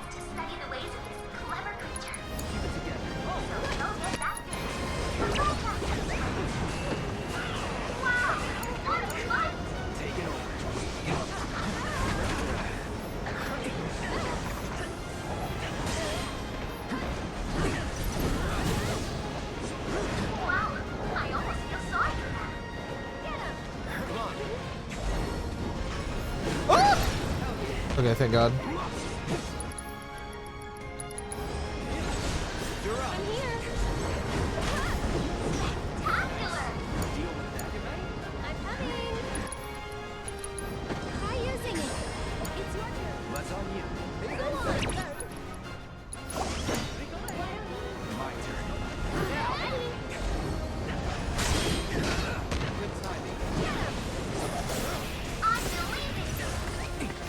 Bro, thank God for that Kate Sith RNG. Let's go.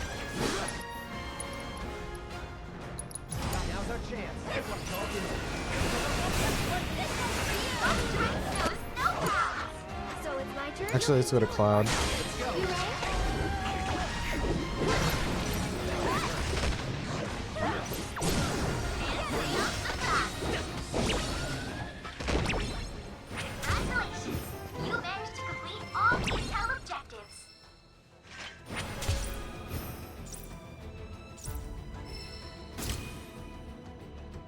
I wish they would make an anime series of these games. They have such beautiful art direction design. I agree with you. I was saying this to one of my friends, but like, you know, I always talk about how good the story is in Ever Crisis, but I wouldn't recommend Ever Crisis because like I would never recommend a gacha game. I really would like them to take that story and then just make it like an anime or a movie or something. I mean, obviously I'd prefer a video game, but like, I do think that Final Fantasy can work really well as a show, especially with like, I mean, look at gaming adaptations for the most part right now. They're like really good, you know?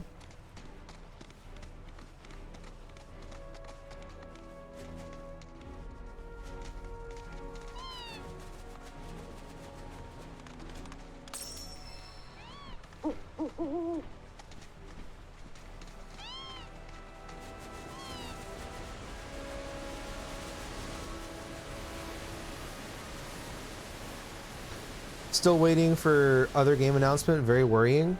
I think it's gonna happen. Alright, you know what? Let's get this live spring first.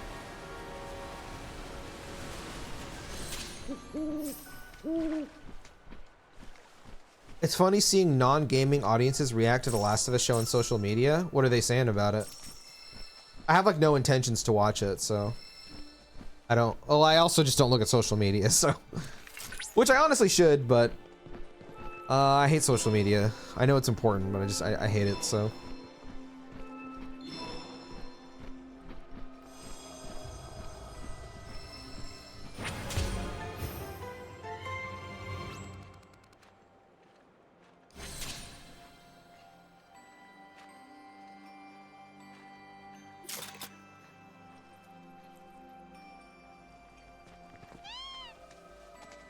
I know Engage's story is shit, but man, that game is a must-play if you're looking for a Fire Emblem game. I agree. Engage is fucking awesome. I don't mind the story, though. I'm not gonna lie. It's just really funny. I said this on, I think it was Twitter. I was talking about how it reminds me of a Saturday morning cartoon show.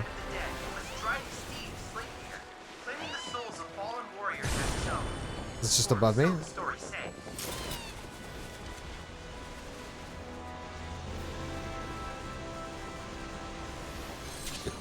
Excuse me.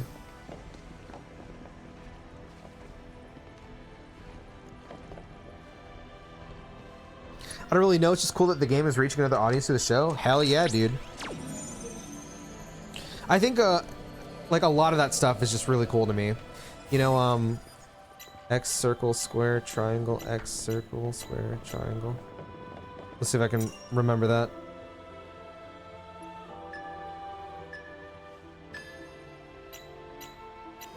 Oh my god. X circle square triangle.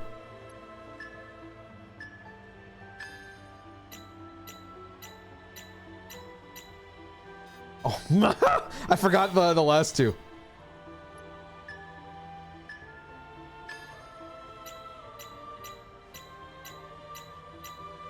There we go.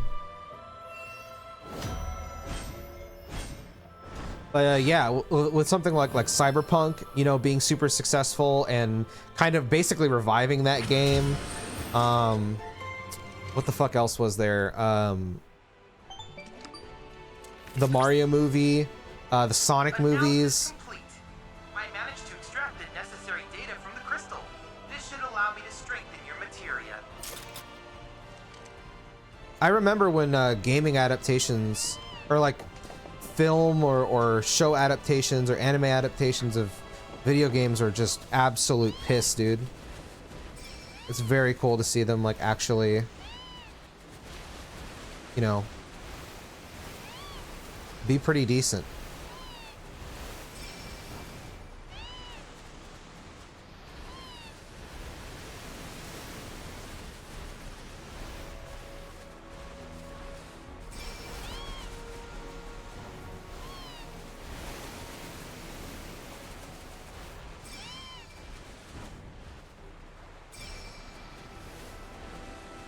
The Minecraft movie. Wasn't that movie like super successful? I don't know, bro. I literally have never seen a clip from that film. I didn't watch the trailers. I don't know a thing about it. And yet, even though I don't know a single thing about that film, everywhere I see people say Chocobo Jockey lol. And I have no idea what the hell that's supposed to mean. Or Chocobo Jockey, Chicken Jockey.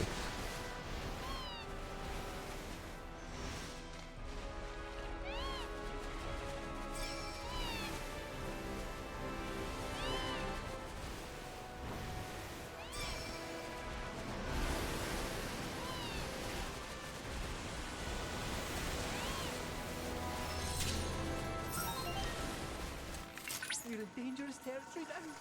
Rare Cubodon variant detected. Commencing guidance protocol. Note the distinct shape of its upper jaw.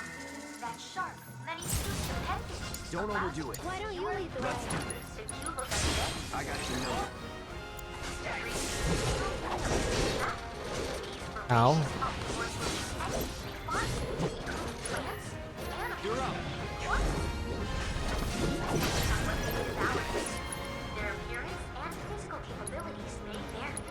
While individuals do not pose much of a threat, they can be extremely dangerous in large groups. Coexistence will help keep the nearby village and farmstead. Keep it together. Their appetite. Your turn. You got this. I got it. Come on! Keep it up! Break a leg. I'm coming! Feeling chilly. Can you take over for me? Come on! Wow! What fun! I was a little worried I might kill it too fast. All objectives completed. We've accrued a lot of great data, thanks to you.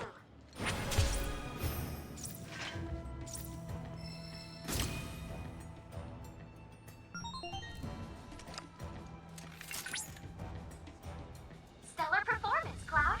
I can't thank you enough for providing such valuable combat intel. Thank you. I'll use this data to further enhance my guidance functionality. That would be a grave misuse of our resources. Requesting attitude adjustment. Oh my god, John Cena? I've utilized the data for a new challenge. Feel free to access it via the combat simulator when you have the time. It makes sense since Minecraft is like the biggest on the planet right now, regardless of good the movie. It was gonna make millions. Oh yeah, 100%. Minecraft on top, bro. Undefeated.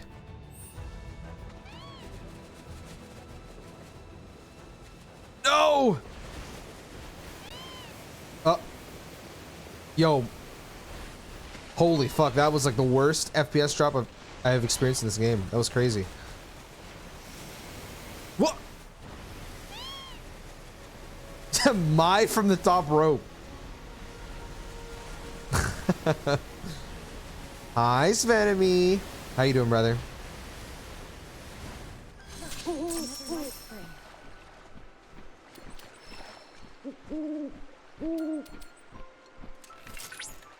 They said this game isn't getting a DLC, right? Yeah.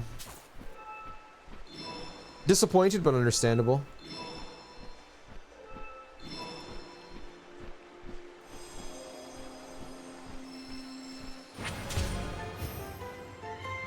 I'd rather get part 3 sooner anyway.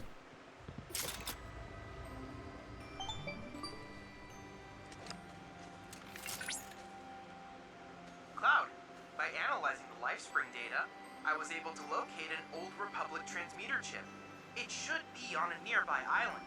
Once they discovered Mako in the area, Shinra established an offshore outpost. Oh, but they've long since vacated the isle, so I doubt you'll run afoul of their forces.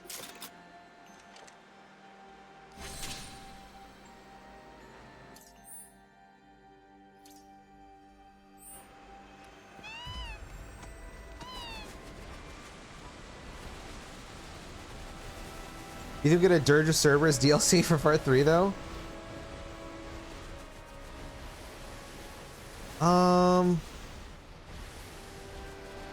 I think they're going to incorporate elements of Dirge of Cerberus into part 3, but the same way I feel about like how I don't think Advent Children can exist with how the story's going right now, I don't think Dirge of Cerberus can exist either.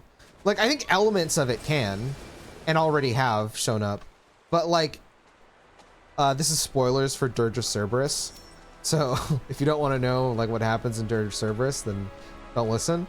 But like, the point of what they're doing in that game is like, the planet was so fucked by the geostigma that the planet had to summon Omega, which Omega is a weapon that takes, it's like a Noah's Ark.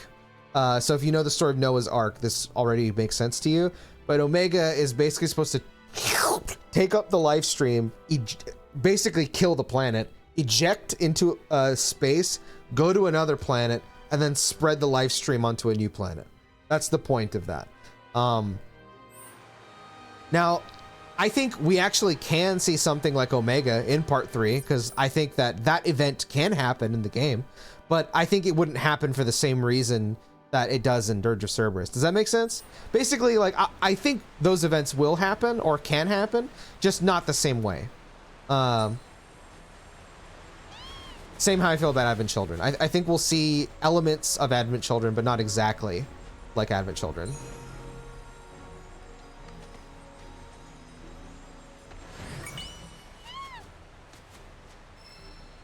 So what I'm hearing is Dirge of Cerberus DLC for Foam Stars. Yeah, and it's going to be AI too.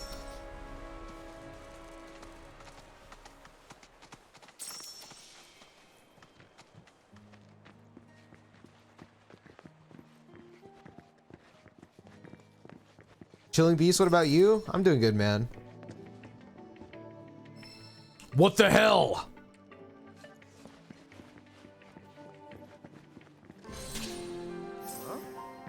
Excuse me.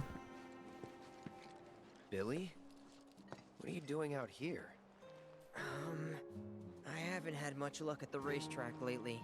Not the good kind, that's for sure. So I came here to train. Train? Here? You don't know where you are? This is the home of the Chocobo Sage, a living legend.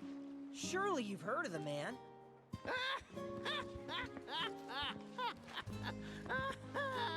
Did someone say living legend?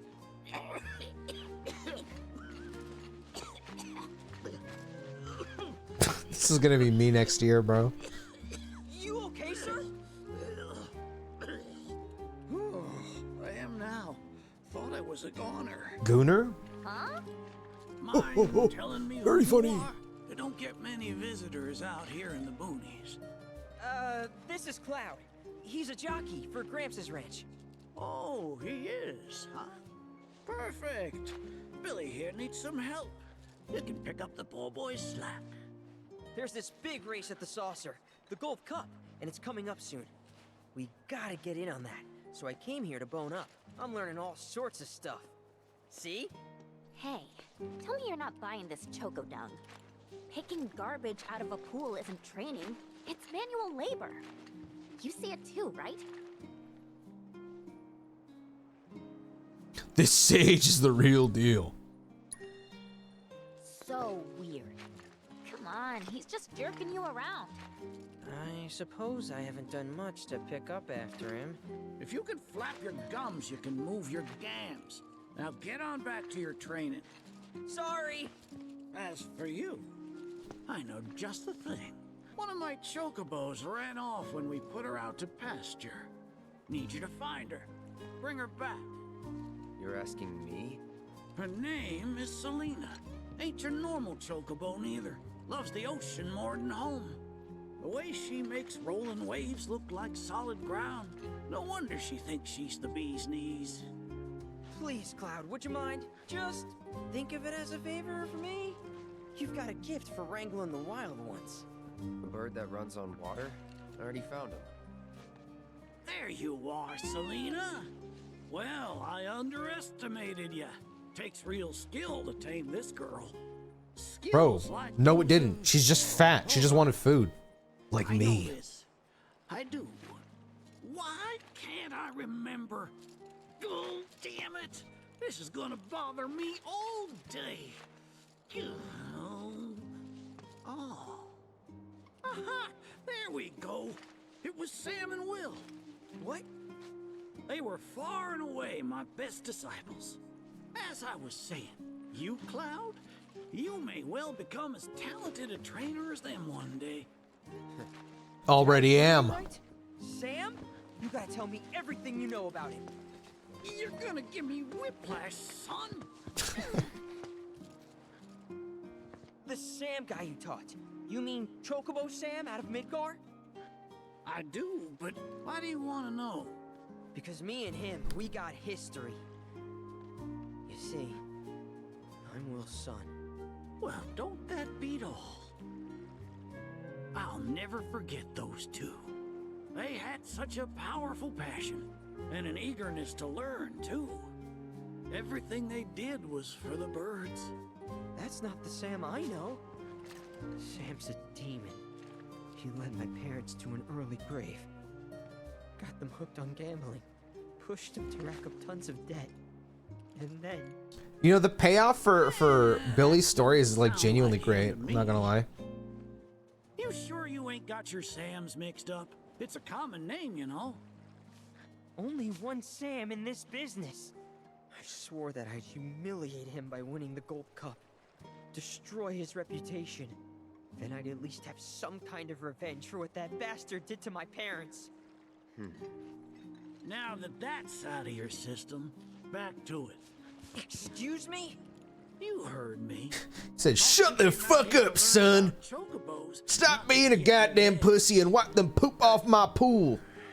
Cloud, for your next task, I'll need you to take Selena and gather choco grass, which so happens to grow above bodies of water.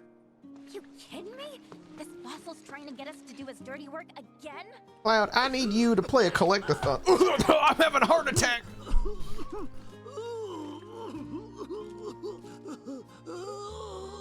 This guy needs to be kicked in the head. Choco grass is a genuine panacea. I kid you not. It'll cure whatever ails you, and then some. And once I am cured, maybe I'll be inclined to share more stories about the good old days.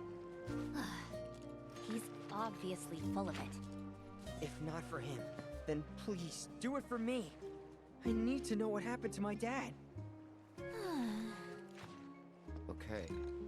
When I said it grows above water, I meant above. It's called the floating flower, because it grows in the air. But with an ocean chocobo, you can harvest the stuff with ease. 30 tufts ought to do. Best hop to it, Cloud. You don't want my death on your hands, do you? Nah, we gotta kill this guy. I want to jump in your poop, son.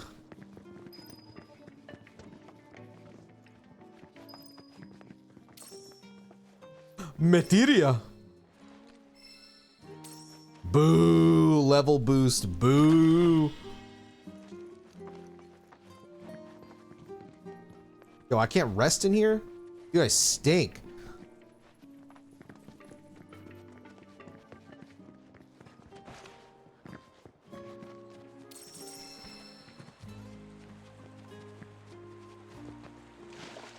Hey, since you seem to be in the know, give me the skinny. Who's this Sam guy? Big shot in Walmart. Uh-huh. So he must be pretty scummy. I don't know. Linneo business aside, he didn't strike me as a total asshole. Interesting. Or maybe your powers of perception weren't honed enough to see through his facade. That's gotta be it. Oh, look at you sooner. I saved you from your own gullibility. My own gullibility. Thank you. Thank you, Yuffie.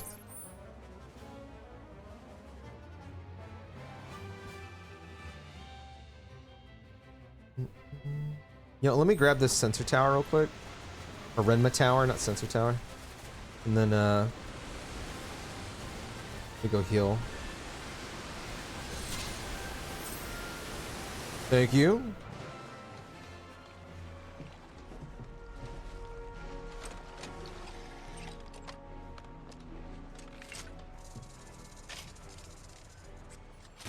I kind of like how small Nibelheim is. His outfit is sick as hell. Well, the Chocobo stage. I actually want that top, dude. I'd wear it. Billy's hat is sick. You bet your ass it is. His overalls, though, I'm not 100% sold on those. Next year is the cinema near Next year, the cinema near you. Pinoy will be cosplaying as Chocobo Sage, streamed directly from Comic-Con. Bro, let me play a Chocobo in a Final Fantasy game. I'll do a really great job, I promise. I wonder how they do the Chocobo sounds. Like, are those actual animal sounds, or is that a human doing it? It sounds like an animal, but I have no idea. There's some very good impressionists out there. Unlike the guy who plays Koromaru in Persona 3 Reload. That is definitely a guy playing a dog.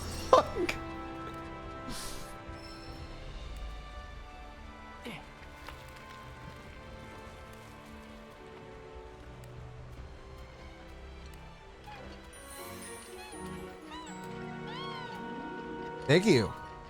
Come here, cutie. It's still so cool to me that every single Chocobo in every single region has a unique petting animation. Chocobo racing, but Free Bird is playing in the background. I hope in part 3 they add more like variation to the Chocobo courses. There's like a decent amount of different courses, like visually, but I would like more. And give it online.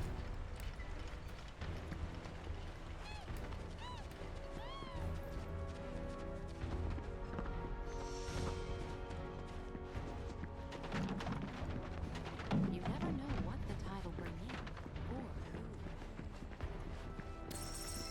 Oh my god.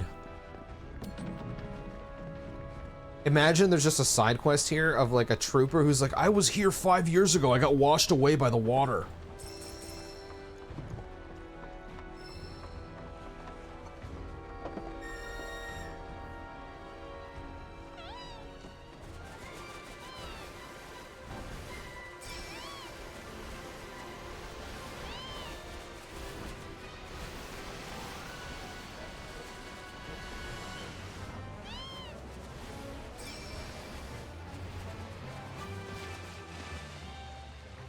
Dude, I want online so bad for like a lot of the mini games.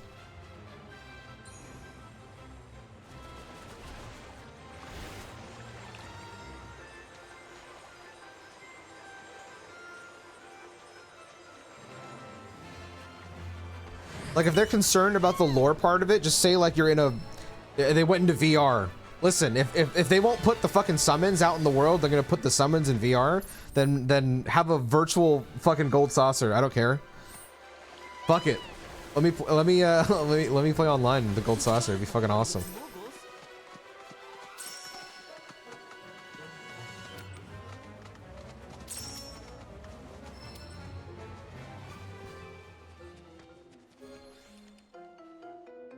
All right, idiots. I'm here to fuck some Moogles. Not like that.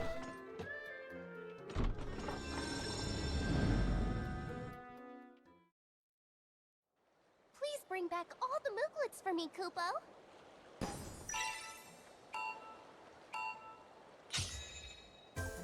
Come here, you freak show koala bears.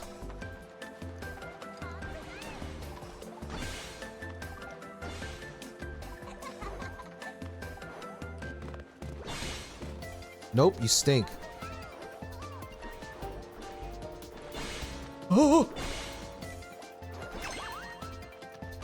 Okay, Okay, we gotta strategically go around the edge. Get in there, Mosh. Dumbass. Who's this? Moog and Malulu. Okay. I just know Moki over there is gonna piss me off. Ah! Bum, bum, bum. Get over there, dumbass.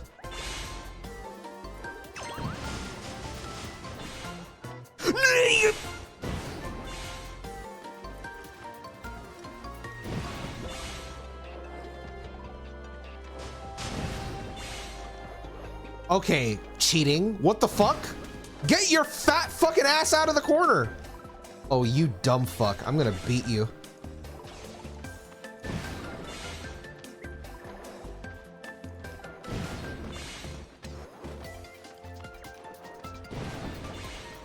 Listen here, Moog. If your parents are not gonna beat you, I will. Get in there. Whoa, whoa! Are you Nah. Well, forget beating.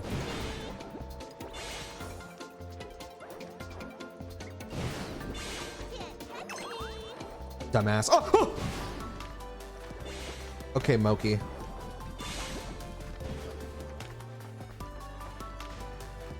Oh, I got banana peels. Yeah, and you're ugly too. Oh, wait. Can you fly over that? Are you an idiot? Will you fly over it? Into the... Oh my gosh.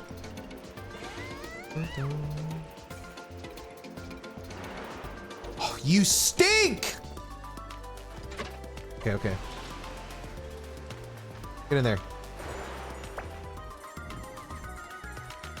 The fucking Moogles are giving me PTSD. I love this fucking video game. Get in there. Move, move, move.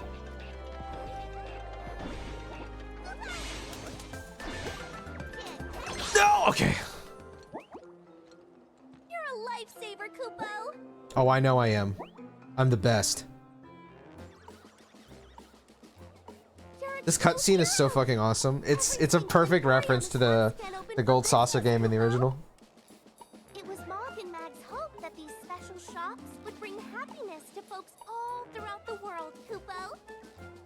And that dream lived on, passed down to their children and their children's children, and so on, for countless generations. One day, these Mooglets will inherit that legacy, like those before them. Oh, before I forget, I have a super duper amazing present for you to thank you for all your help. You're gonna love it.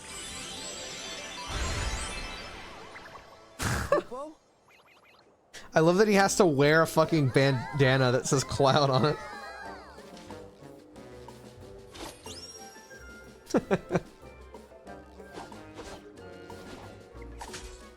Kupo. Kupo! And show our guest how it's done.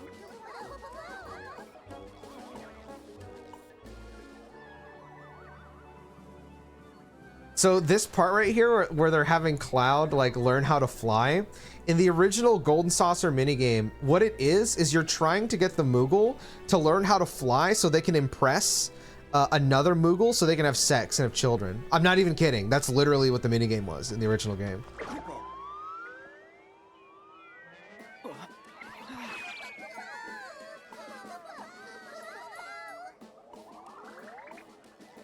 Kupo.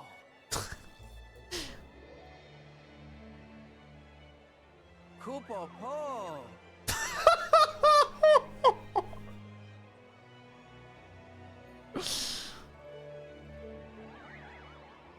I missed that minigame. It's so silly. Didn't know they were freaky back in the 2000s? Yeah, bro. Just imagine Moogle backshots. Each Koopa has meaning behind it. There's venom in that Koopa. Not bad. Kupo. It's so good.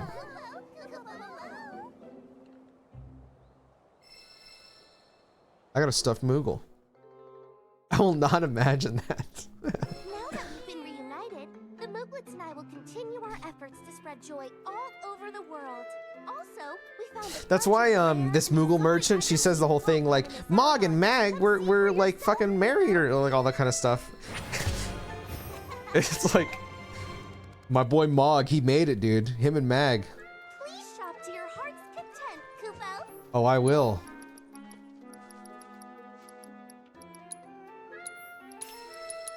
Give me these, sexy. Yeah.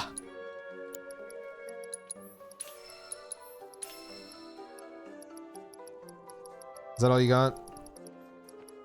You stink. Did you find anything you like, Kupo?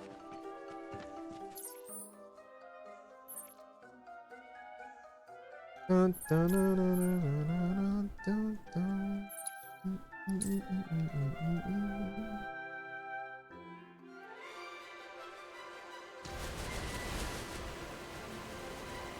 One of the mini games that I wish returned in this game was the it was like basketball pretty much.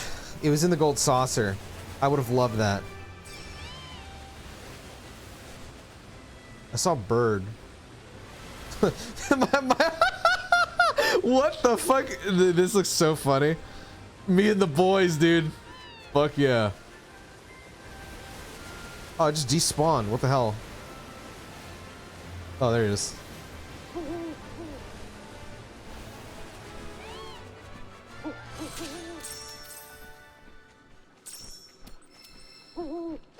Gold Saucer expansion DLC when? Bro, please. Please.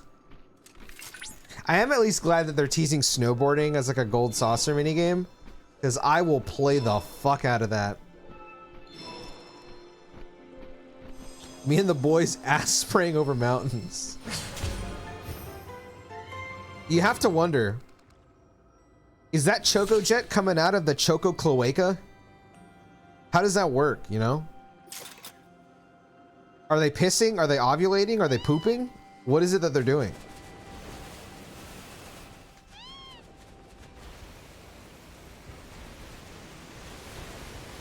Crazy sentence, thank you. Oh fuck, I missed it. Why did I join on that? Hi, how you doing, fat? Listen, we can have our meeting after the stream, all right? I'm busy collecting choco grass for a dying old man. I could have went my whole life not thinking about that. Why? Oh my god, I missed it.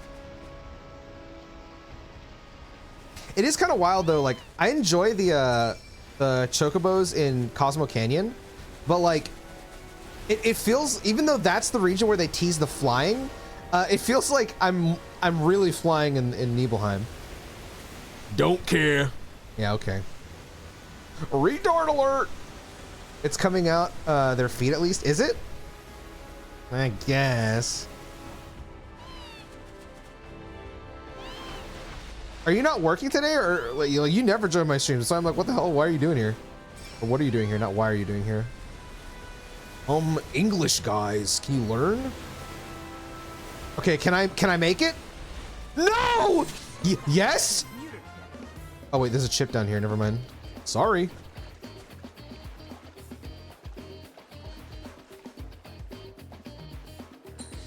Oh, you've got to be fucking kidding me. I was just there.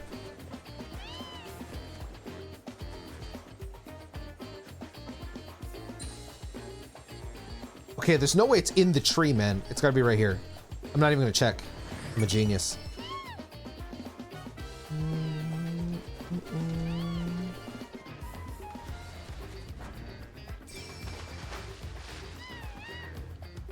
Oh, there's some dudes here.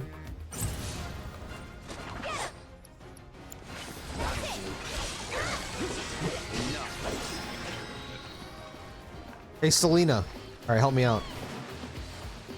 If you name your animal Selena, you are horny, bro. I'm gonna be honest. I don't think I could ever name one of my pets like an actual human name.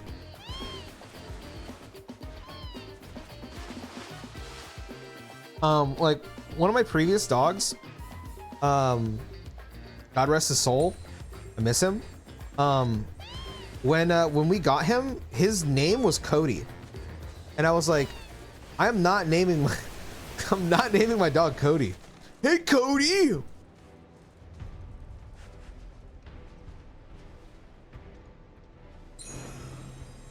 Has a dog named Kratos? I didn't name Kratos.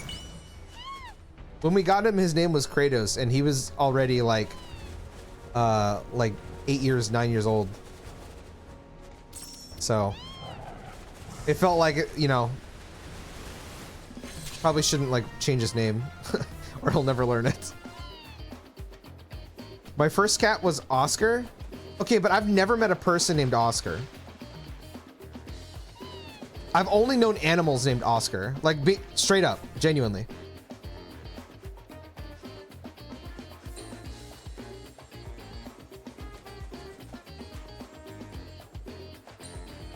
What? Where is this? Oh, it's got to be up here. That's probably inside of that. You pulled it to my house and it was awkward. Hey, Oscar, can you grab Oscar for me?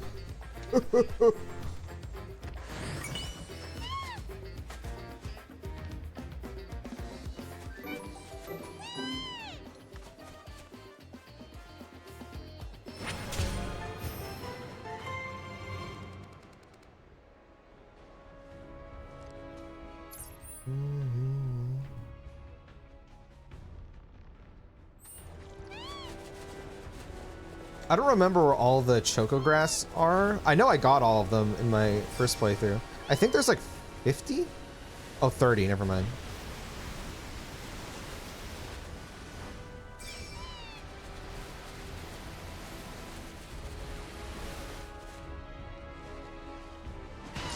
Bro, the Proto Relic quest here is so fucking good. Oh my god.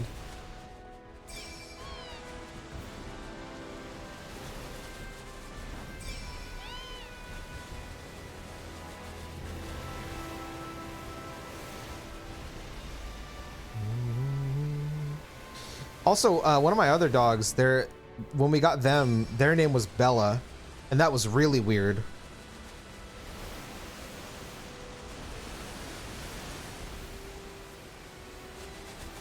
I also knew somebody who, they named their cats Cloud and Tifa.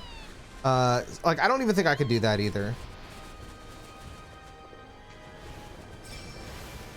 Like, I'd name a dog Nanaki, but that's because he's already a dog, you know? Lighting is wigging out in here. Oh my god, demons!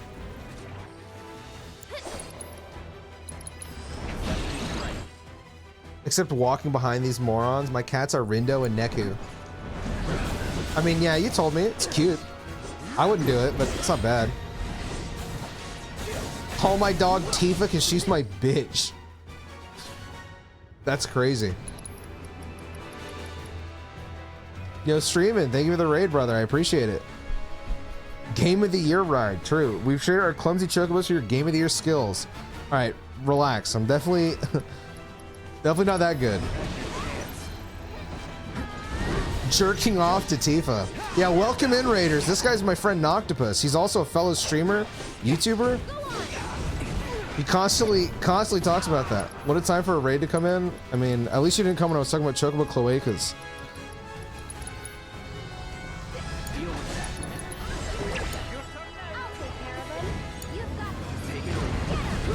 I didn't realize that fucking Gravigon on me.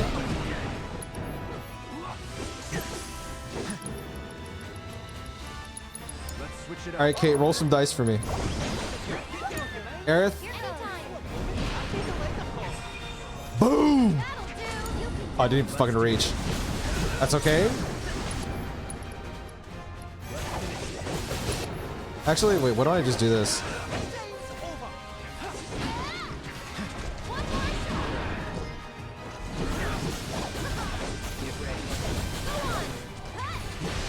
Oh, I completely fucking missed.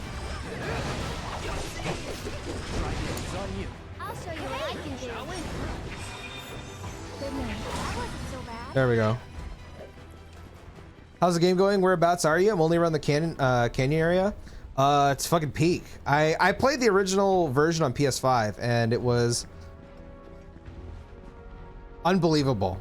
I can't even explain like what that game did to me. I don't know. I don't know if you've completed the game, so I don't want to talk about like spoilers or anything. But yeah, I love this game a lot. Probably too much, considering I'm 100%ing it again.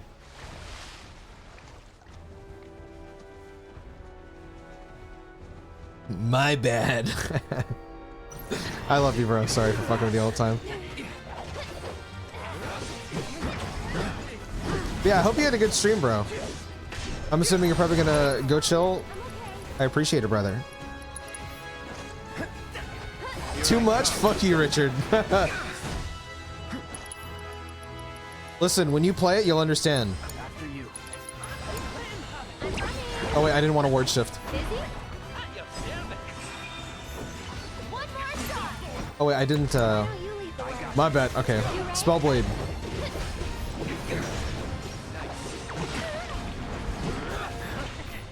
Okay. I know. Yeah, we believe you, Richard. We believe you. Oh. Oh.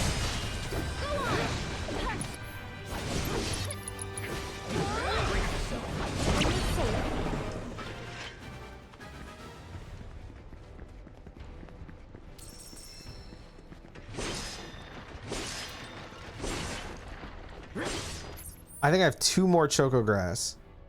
Oh my god, this is gonna be like finding a needle in a haystack. Selena, it's time to put that beak to work, baby girl. Sniff it up for me.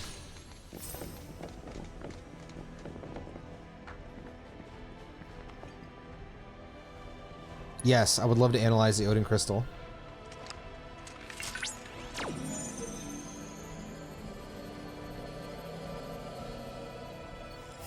Okay, square, square, triangle, triangle, circle X, circle X. Oh no.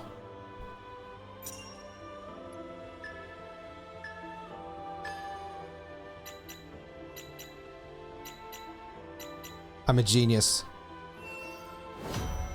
Every time I have to do one of these, bro, I have to like put my fingers on the screen, like on where like some of the fucking things like disappear are, just to like remember where they are. I'm too old. What do you want, Chadley? Thanks to you, Cloud, I was able to successfully extract data on the deity. Yeah, get back in my ass.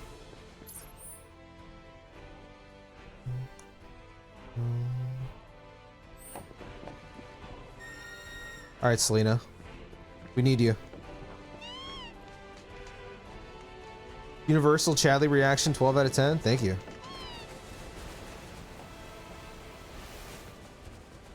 Listen, I know the world is against my boy, but I love me Chadley.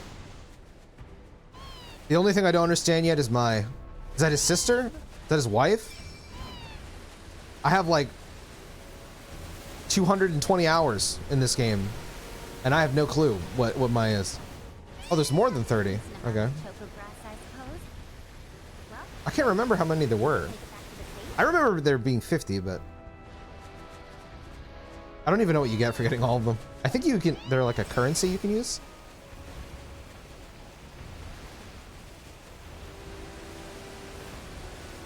I pressed the buttons that show the example so I could learn the timing. This is why you'll always be a better man than I. How are you liking Fatal Fury, by the way? It looks fucking awesome.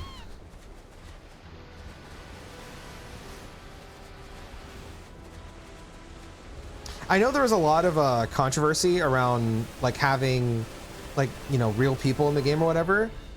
To be honest, when Ronaldo was announced, I was like, dude, I'm so down for that. I wasn't as hot on the Ganachi guy, but he looks really fucking fun. So I kind of don't care anymore.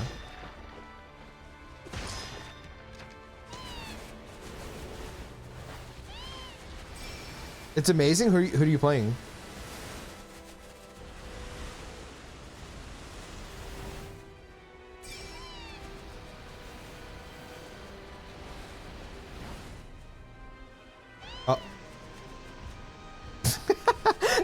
Every time I turn around and see Oh, this game fucking rules, dude.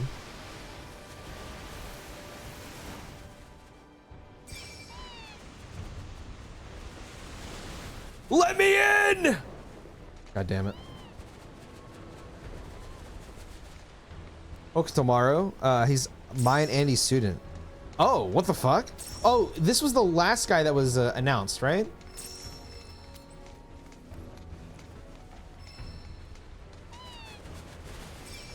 I wasn't a big fan of the guest characters at first, but they've grown on me.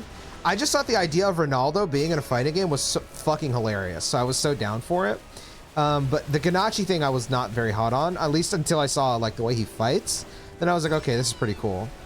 Now it's like I feel like my opinion has flipped. Now I'm like kind of whatever on Ronaldo, but obviously like I would prefer like, you know, I don't know, Blue Mary or something, you know, characters from like Fatal Fury Past that are like iconic. I just feel like if you do a guest character, they have to be like, they gotta be fucking sick, you know?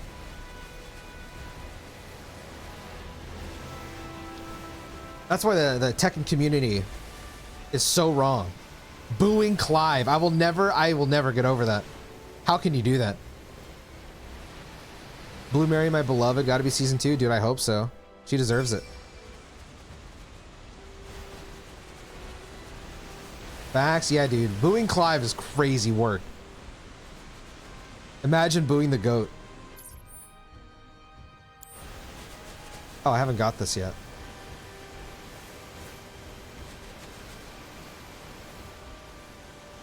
If Tifa does end up getting in Tekken 8, I'd be so curious to see like her interactions with Clive. Like, what would that even look like? Imagine fighting game communities and being sensical. I don't know what's happened. Maybe it's because the fighting game community has gotten bigger, but I don't remember fighting game players being like this, you know. No turning back. Crazy. Prime.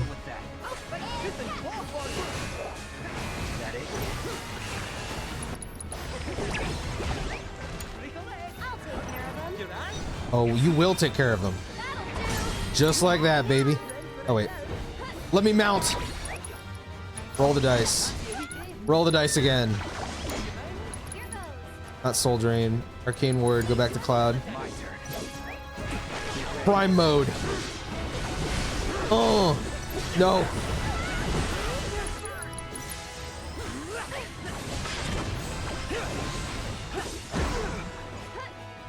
Not looking good. Oh.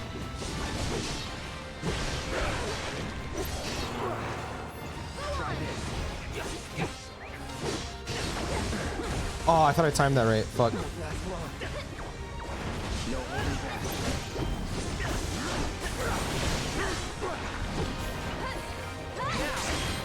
a breather.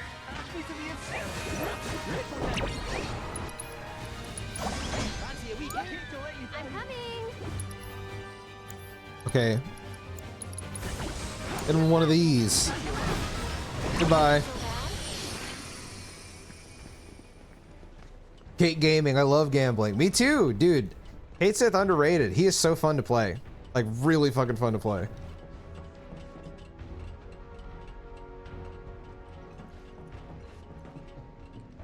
I think Kate and Aerith get a lot of flack just because they're like, they play like less. I don't know the word. Like, they're more unique, I guess. Like Aerith, I think is the best character in the game. You just set up her words, like basically, you know, use your synergy skills to give her like fast ATB at the start. Set up your words and she just fucking murders everything. And then Kate Sith is just hilarious, man. Sometimes your luck is just horrible, and then sometimes he just destroys everything. It's fucking awesome. Did I turn this on? Okay, I did. I noticed a shift with this generation of FGC. Ever since Strive, people have lost their fucking minds. It was a shame because low-key fighting games are GOATA right now, but because the discourse is that bad, or is that they're bad, no one can think for themselves fighting games are bad. Yeah, you know, I had this talk with, I think it was Sam the other day, because Like, I know that fighting games are seeing a huge boon right now, and that makes me really happy because they deserve it. But it feels like gaming in general, I don't know what's going on, but a lot of people believe that games suck. I don't know why. I really do think that, like, we are in one of the greatest golden ages of gaming in a while. Like, I do not remember maybe 2011 when we were getting video games that were as good as they are right now this frequently. Specifically fighting games and role-playing games are incredible right now. Clive was great, but Sid, just saying. I mean, listen, I would love Sid. Sid is the GOAT.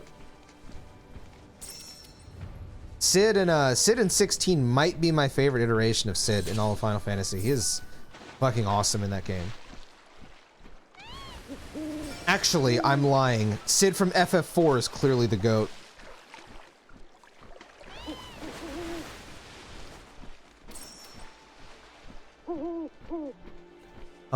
Aerith damage is insane if set up right. Exactly, bro. Exactly. You get that setup going, she is a freak.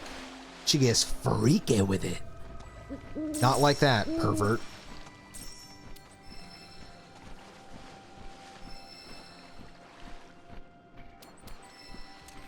Also, hope we get the spare. Oh, yes, dude.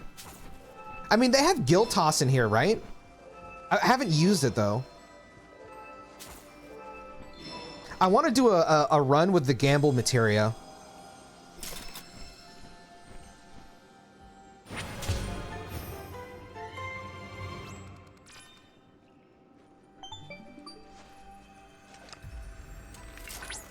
Love running with Aerith, Cloud, and Red. I'm not that great with Kate, but a mate of mine loves them. Respect. The King's Zoo rules the skies of Nibel, and now we know where it roosts. Seeing as this talent's terror has been causing trouble for the Black Robes, I suggest that you clip its wings. I mean, my favorite team, I change it every region, but my favorite team in this game is Cloud, Tifa, Yuffie. But I love everybody. Barrett also deserves a big shout out. That guy is so fun to play. I love all of the buff passives that they gave him in this game. Oh my god, it's so sick.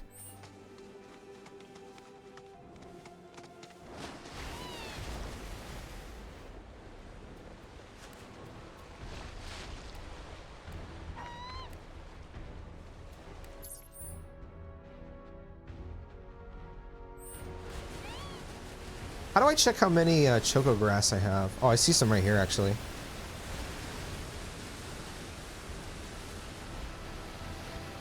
That's because of the mainstream companies trying to make more money so they make live service game filled with in-game currencies. Shops, lots of big contests that can force you to use money. I mean, yes, that exists. I don't disagree with that. But my problem is that, like, the biggest games in the world right now are those games. So whenever people tell me that, oh, gaming is fucked because it's all live service games, I'm like, but that's all you play. And not you specifically. I know you don't, Kane, but I'm talking about like the general, well, at least what I see when I look at gaming. People will complain about live service all the time, but they're the biggest games in the world. They have the most players, they make the most money. And then, like, people ask themselves, why are they popular? Well, it's because you play them. Because you spend all your money playing them. Companies wouldn't be trying to replicate that if they weren't successful, you know? At the end of the day, as much as I hate to say it, because to me, video games are art, the video game industry is a business. And businesses are here to make money. And what's making the most money? It's, you know, putting skins in your game or whatever it is. At least there are some studios that still, you know, are willing to create actual art. I mean, you know, like this game, you know, I glaze it all the fucking time, but Rebirth is an unbelievable testament to, dude, Guilty Gear Strive reference, that you can have a big budget video game that has a soul, that has, you know, art, that has sensibility behind it. It's proof that it can exist. You don't always have to look to indie games. You don't always have to look to AA games. It can exist in the AAA space. It doesn't usually come from Western companies, to be fair, but you know, I mean, I know I haven't played it yet because it's not out yet, but Expedition 33 comes out tomorrow, and a lot of people, based off reviews, are saying like that game is a work of art, and I hope it is. Yeah, there's like a variant Disgorgon here.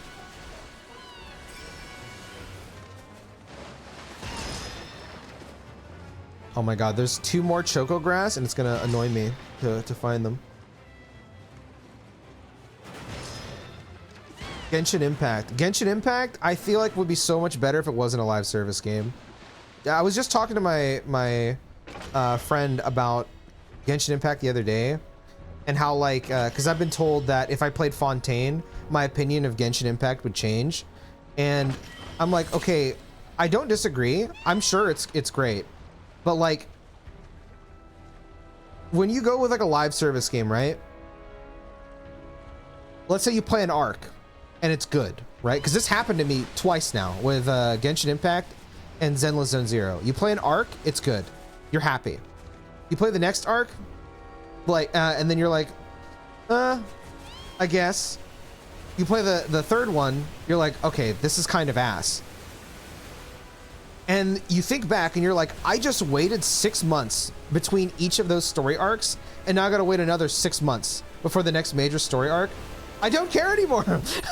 Like, I'm sorry, I don't care anymore. That's and that to me is like why I can't deal with a lot of live service games. Doesn't matter how good it can become. Oh, I forgot to get the guy up there. If I have to, like, you know, like, again, I don't like an arc, and then you're asking me to wait upwards of 8-9 months just to experience the next arc and hope that it turns my opinion around on it. I'm sorry, I'm checked out. There's so many other games out there that I can play. Why do I have to give you all of my time, you know? I feel like that's just how I feel about live service games. Or just don't play it, just skip it. You can't though. You know, like if you want to be invested in Genshin Impact's storyline, and I load up the game and I don't want to play Mondstadt, I don't want to play Liyue, I want to play Fontaine, you can't. You have to go through all of it. Which is why I wish it was a full game, because if you have like a full game on release, right, you can play, and like, let's say like Metaphor for me, right? I thought the middle of Metaphor was not that great. I play the beginning of Metaphor, get to the middle, it's not that great, and then the ending's amazing. But I didn't have to slog and wait for so many hours. I don't like that.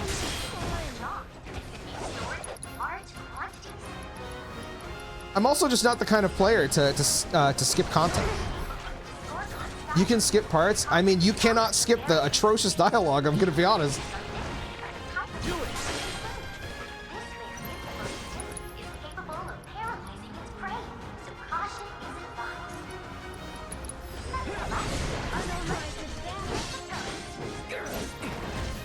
Because like any story needs a build, you know? You can wait for a good part. That's the issue with you skipping. So you're telling me you can play the main quest of Genshin Impact, skip absolutely everything in the main quest, and then still get like a great, you know, thing out of it. Like, you got to be smoking penis to me. But yeah, the English localization makes me suicidal. It's not the localization. The localization's fine. It's the dialogue is shit. It's literally just shit. Bro, if your dialogue relies on it, it's the same thing I was complaining about with Euphoria, bro. If a character, bro, this is a Genshin Impact conversation. I have to find my brother. Paimon comes out. Did you need to find your brother? I think I need to find my brother. The person behind you. Are you gonna find your brother? That's like every conversation. And it was so annoying. It's so annoying. It's literally just English. I guarantee you 100%, because neither of us can speak other languages, bro. I guarantee you that Paimon is saying the exact fucking thing or close to the same exact fucking thing in every other language. That's all that character does. Just repeat what the fuck was just said. I remember the last thing I did in that game was like, you met the blonde guy and she would not shut up about saying the same thing for, I think it was like 10 to 13 minutes. I was like, bro, be serious. What a waste of dialogue. Like, come on. That shit is irritating to me. It was the same reason why I got so mad playing Metaphor in the middle, because of that whole thing where a character said something and then another character said something and then another character said, and it was all just the same dialogue. Like, come on.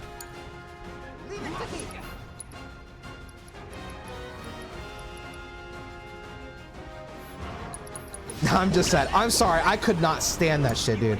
So it's my turn? Come on. One more shot. Can you take over for me? You're being a real hater right now, dude. Genshin is good. I'm gonna kill you, Noctopus.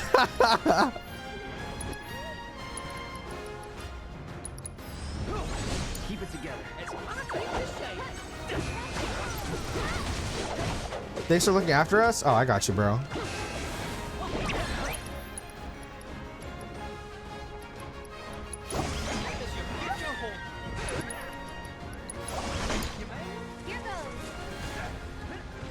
Cap, thank you, Z's. You understand.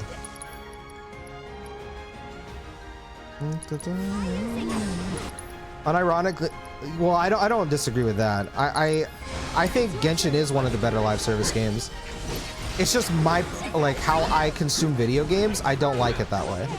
But I can accept that, yeah, I do think it's one of the better ones. My problem is the premise of a live service game sucks ass, and I don't like that that's okay. And I don't like that people are okay with it. That's my problem. Like, I don't know why people would rather go through that than just play a video game. That's what I don't like or understand. I'm coming. Ready for me?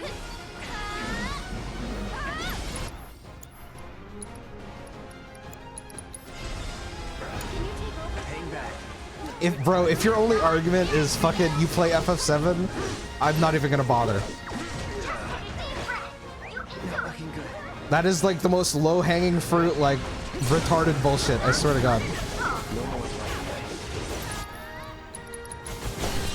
Nothing but switch it up.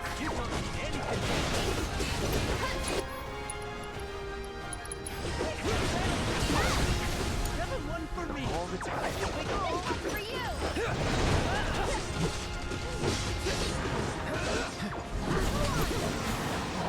You know, I'm just sarcastic. Yes, but that's the only like argument you ever have towards anything when we talk.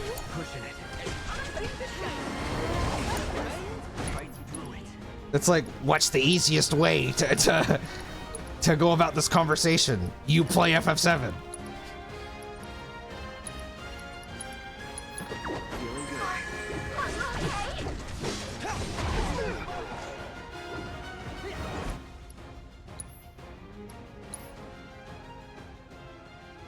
You just don't like Genshin because it's not Japanese, dude.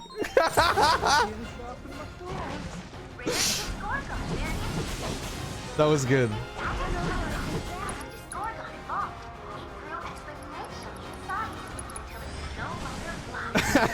That was good.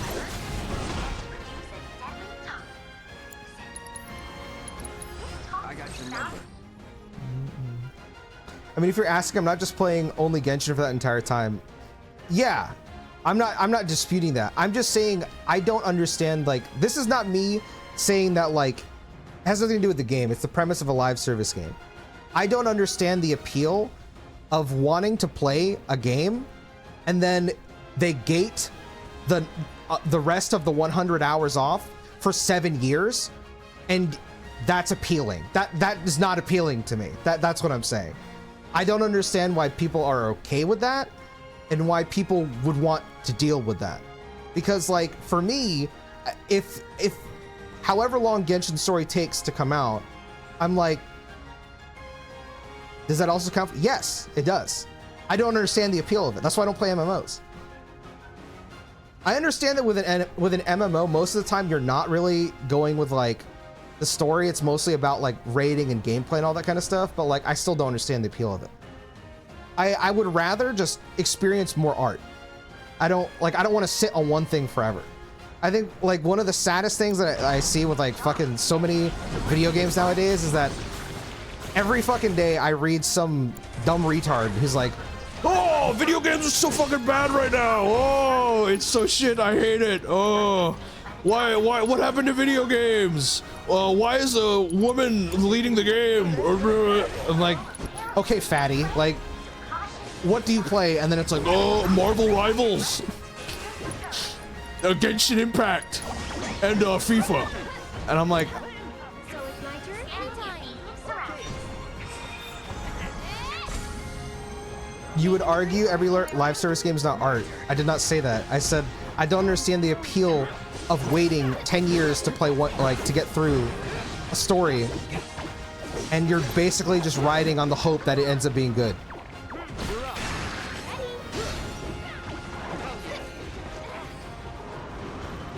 That's just bizarre to me. Now, I'm not saying that that's like bad.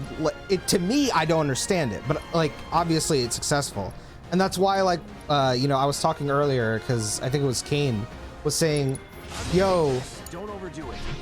I hate that so many people, or that like live service games are the majority of games right now," and it's like, well, that's because live service games are the most successful games. Like,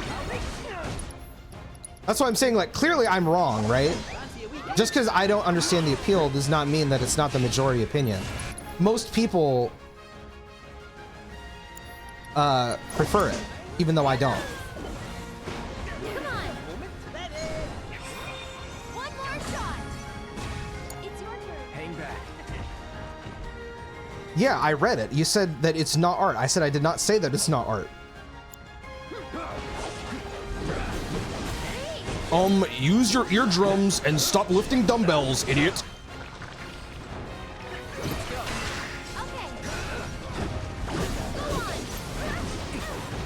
Deal with that.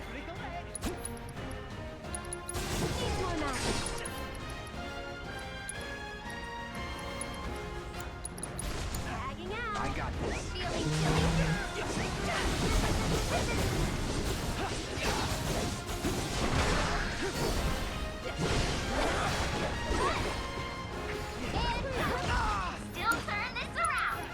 Why try and enjoy something? If I don't get in 5 minutes, it's bad. Now you're speaking my language. I'm coming. Go on. Hey. It's your turn. All right. But always in energy conserving mode? What do you mean?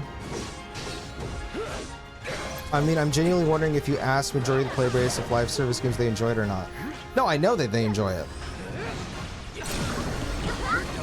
I'm just saying that it's not for me, is what I'm saying. I would argue they say not really / don't care. Why are they the most popular games though? After you.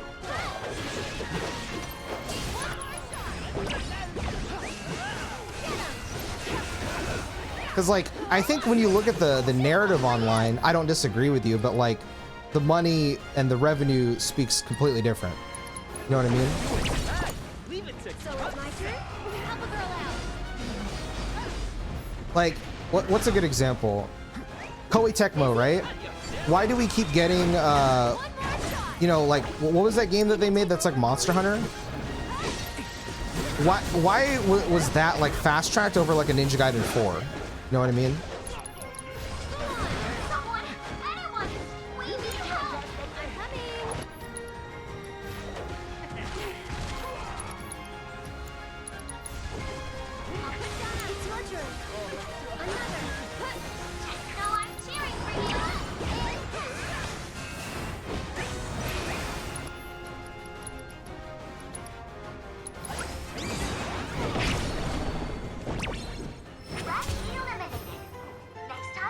It's popular because it's popular. It can become a good topic in group. In simple terms, sheep mentality.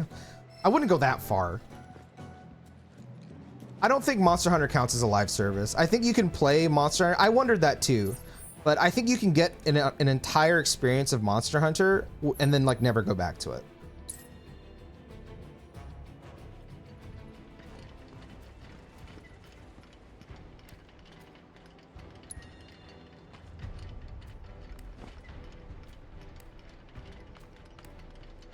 Money doesn't equal enjoyment though. Gambling addiction is a big thing. That's true. I don't know if I would say that like the majority, like I don't actually disagree with that in the sense that like I have seen a lot of people like, what was the game? Tribe 9 was a gacha game that came out recently. And I remember when that game had come out, that game has a great story with interesting characters. Some of the dialogue's a little weird, but I remember the biggest like talk around that game was just like about like gambling and like people just wanting to gamble, and it was just like bizarre to me. It was almost like scary, kind of like based off what you're saying, Haya, because I agree with you. I think it's weird that there are people, because they do exist, there are people that play gacha games just to gamble, and that's weird. Be warned, Cloud. You have entered the King Zoo's domain. This is a highly dangerous feat. Proceed with extreme caution.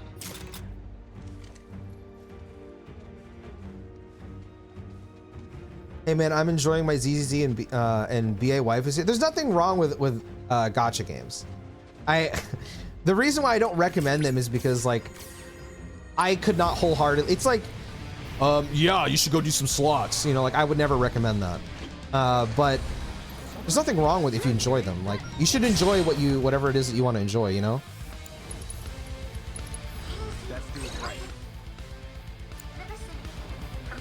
I just don't like that a lot of people discount video games as a whole, if that makes sense, when there's so much like fantastic games out there. That is what bothers me more than anything. Like in every era of gaming that I've gone through, I've never seen like this much negativity towards like what games are and like what we're getting out of them than now, and it's like so weird to me because of how good they are. Like I can't tell you how many content creators or videos or just posts on social media I've seen of people who are like, holy shit, video games are so bad, oh my god, I hate video games. And I'm like, I don't, like, what? I guess that's one thing that I can say, not I guess, that's something I can say I do appreciate whenever I go live and talk about shit like this is, you guys aren't retarded. That's really like the big thing.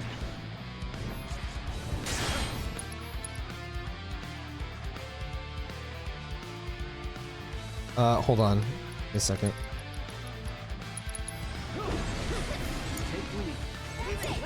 I'll show you what I can do. I tried to pull Kate over to me. This is not gonna reach, I don't think. I don't have a ward up, right? I don't think I do. My turn. I just forgot the dodge button in midair, I'm not gonna lie.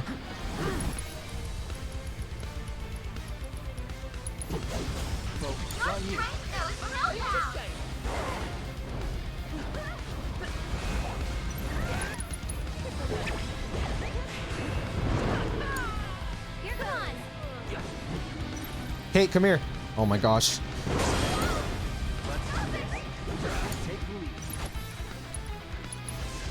Okay, you guys type the log. Give me a second.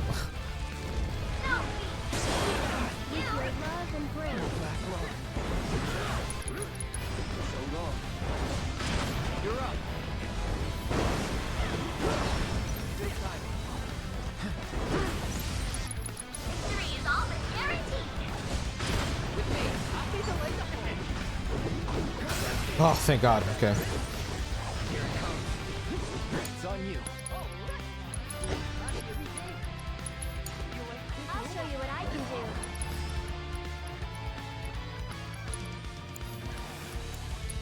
Can you take over for me? You jittery? I believe it. One more.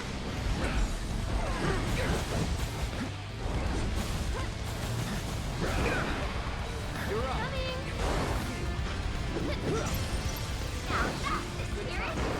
Oh my God, please. Oh my God, stop.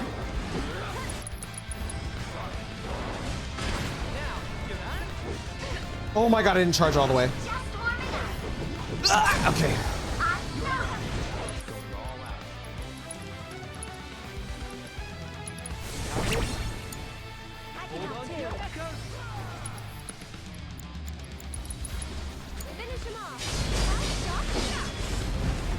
Boom! There we go.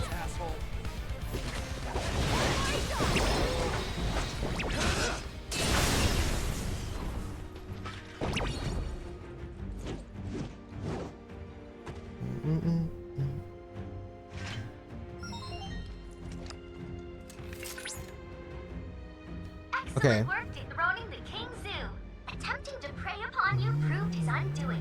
And without that winged terror, Speaking of Monster Hunter experience, you know how weird it is to be playing Monster Hunter and generally not even touch the controller sometimes? Like it's sort of actual cutscenes and auto running, like what the heck? Didn't people end up like actually thinking the story was like pretty solid? I only played like a little bit of it, but I thought what I had played was like actually pretty fantastic.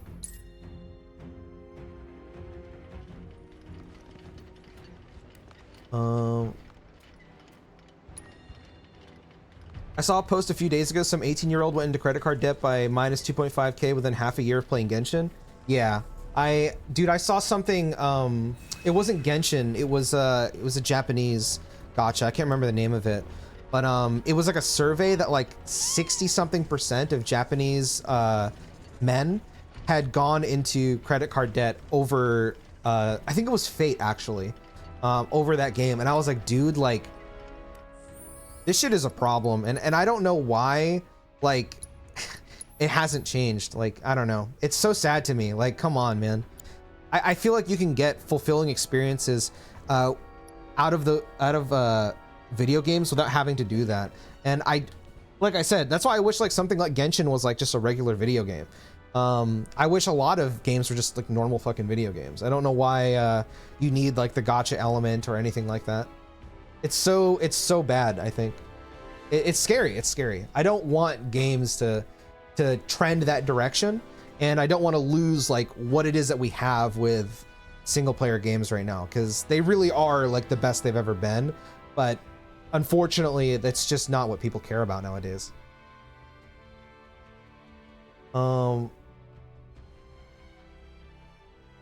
The issue with Genshin Impact is not the gambling nor any other gacha games. The issue is that it's marketed for kids.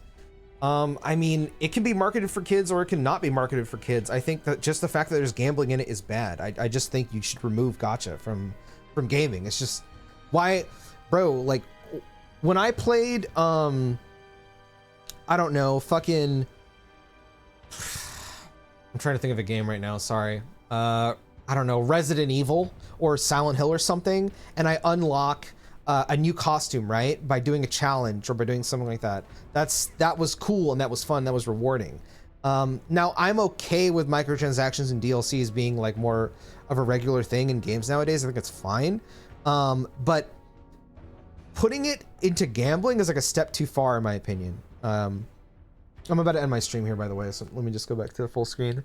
It's a step too far in my opinion to be like, oh my god, you know, you could be playing just because we're talking about Genshin, right? Like, let's say like new character comes out and I think the new character looks cool or whatever and I want to play them. There was a period of time where you just have to do a challenge and unlock the character. Then there was a time where you would pay $5 to get the character. Then there was a time where you'd pay $20 and also have to unlock the character by doing challenges, aka like a battle pass. Now we're at a time where you're just gambling and hoping you're getting the character. Like that evolution is insanity to me. And it's only going to become more normalized, I think, because, you know, the next generation, the people younger than us, are growing up where that's just normal, you know? I don't think that's okay, personally. I think that's crazy.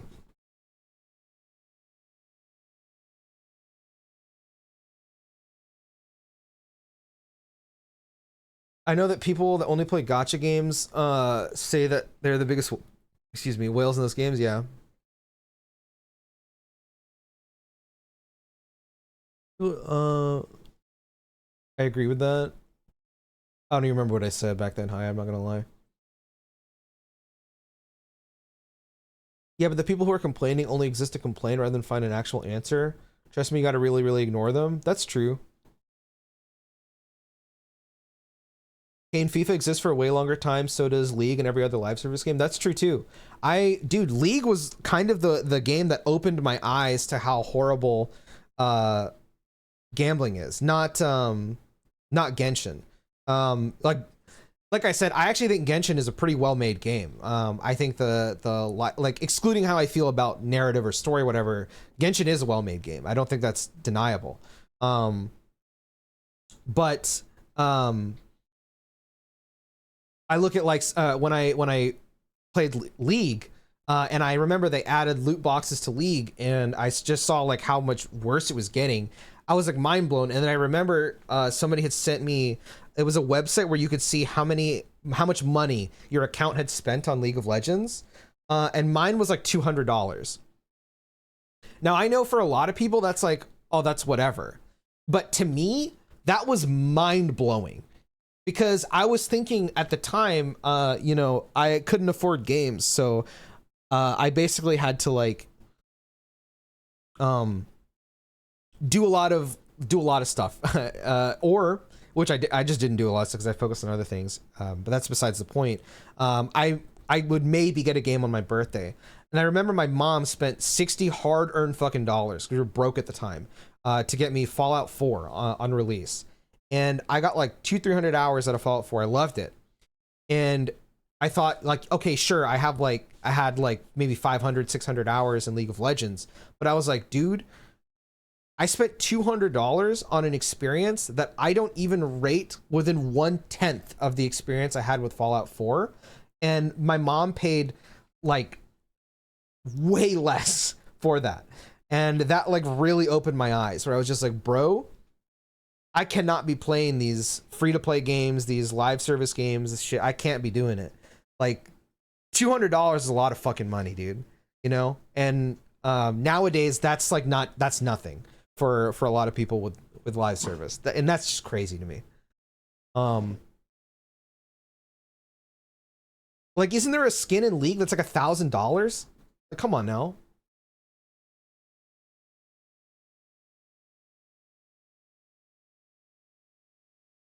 Kind of unrelated, Chris, since you like documentary type videos, do you like Boy or Friendly Jordies? Only came up to me right now since the letter gambling issues in Australia.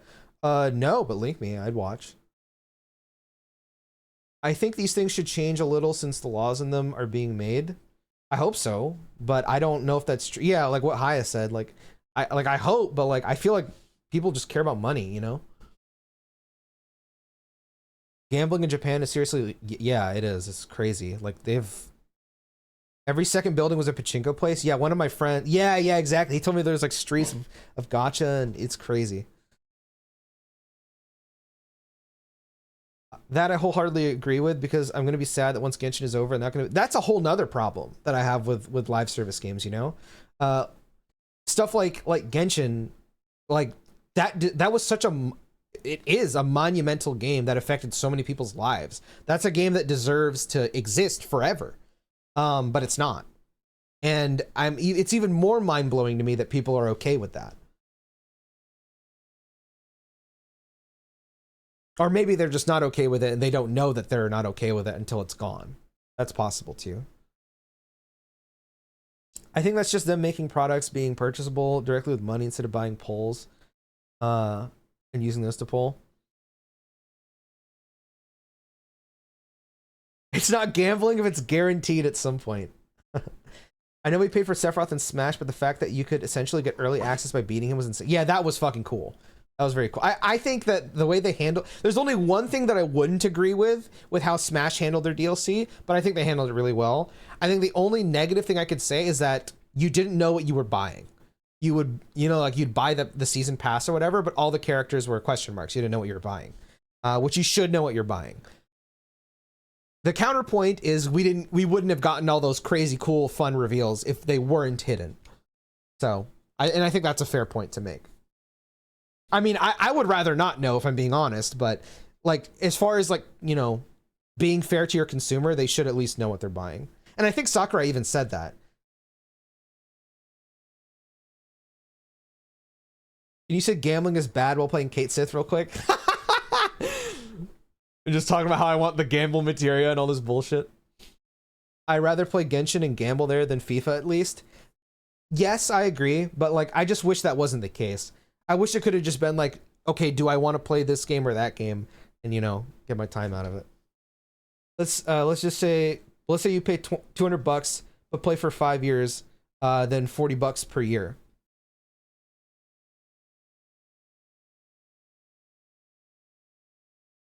How do I explain this?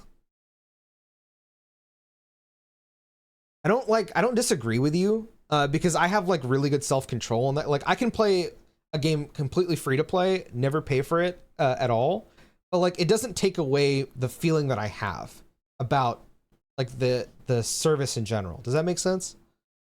Because I don't disagree with you. Like I said, I play, like if I play a free to play game, I play entirely free. I never put money into it.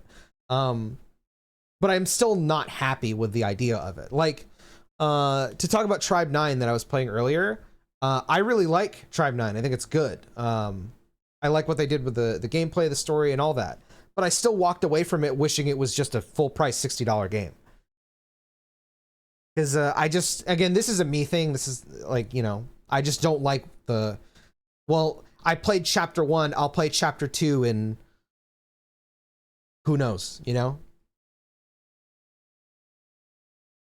It'd be different if it was like a thing where they set it up to be like, okay, I don't know, Genshin Impact is a trilogy or whatever, and here's part 1 and you're gonna get part 2 in 2 years or something, like the sequel. Like that's fine, but I don't like just, you know, you've played chapter 1, you'll get chapter 2 whenever, and then when I finally get chapter 2 and let's say I don't like it, then I'm even less incentivized, and it makes me be like, oh, I just wasted all my time.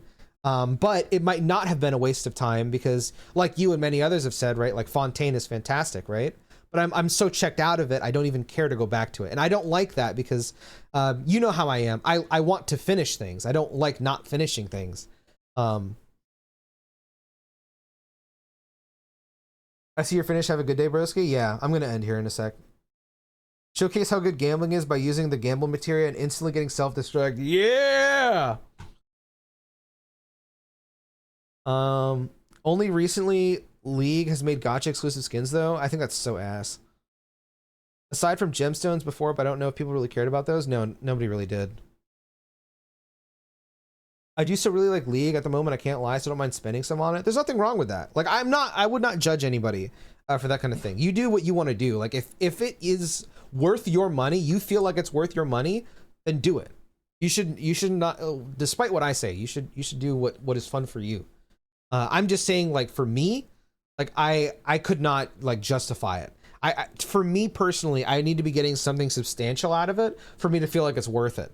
Like, you know, like I don't know, like say Witcher, right? The Witcher DLC, you pay $20, you get a whole expansion. That to me is worth it. But like spending $20 to get 1,000 gems and hopefully I get the character that I want, like that, it doesn't, like I'd rather not.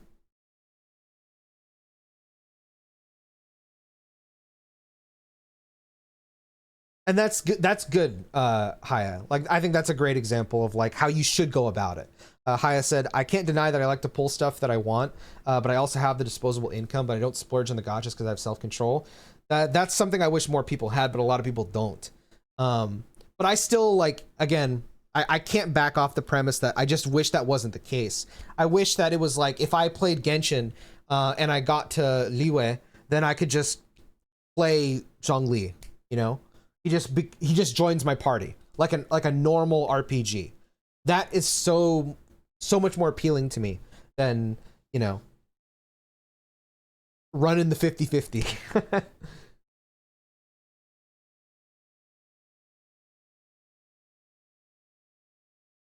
I feel like most people don't think big picture, they just buy right into the FOMO. Yeah. League gotchas are disgusting. That's what I hear. Understandable, but people got to make money. It is what it is. And I don't like standing on that.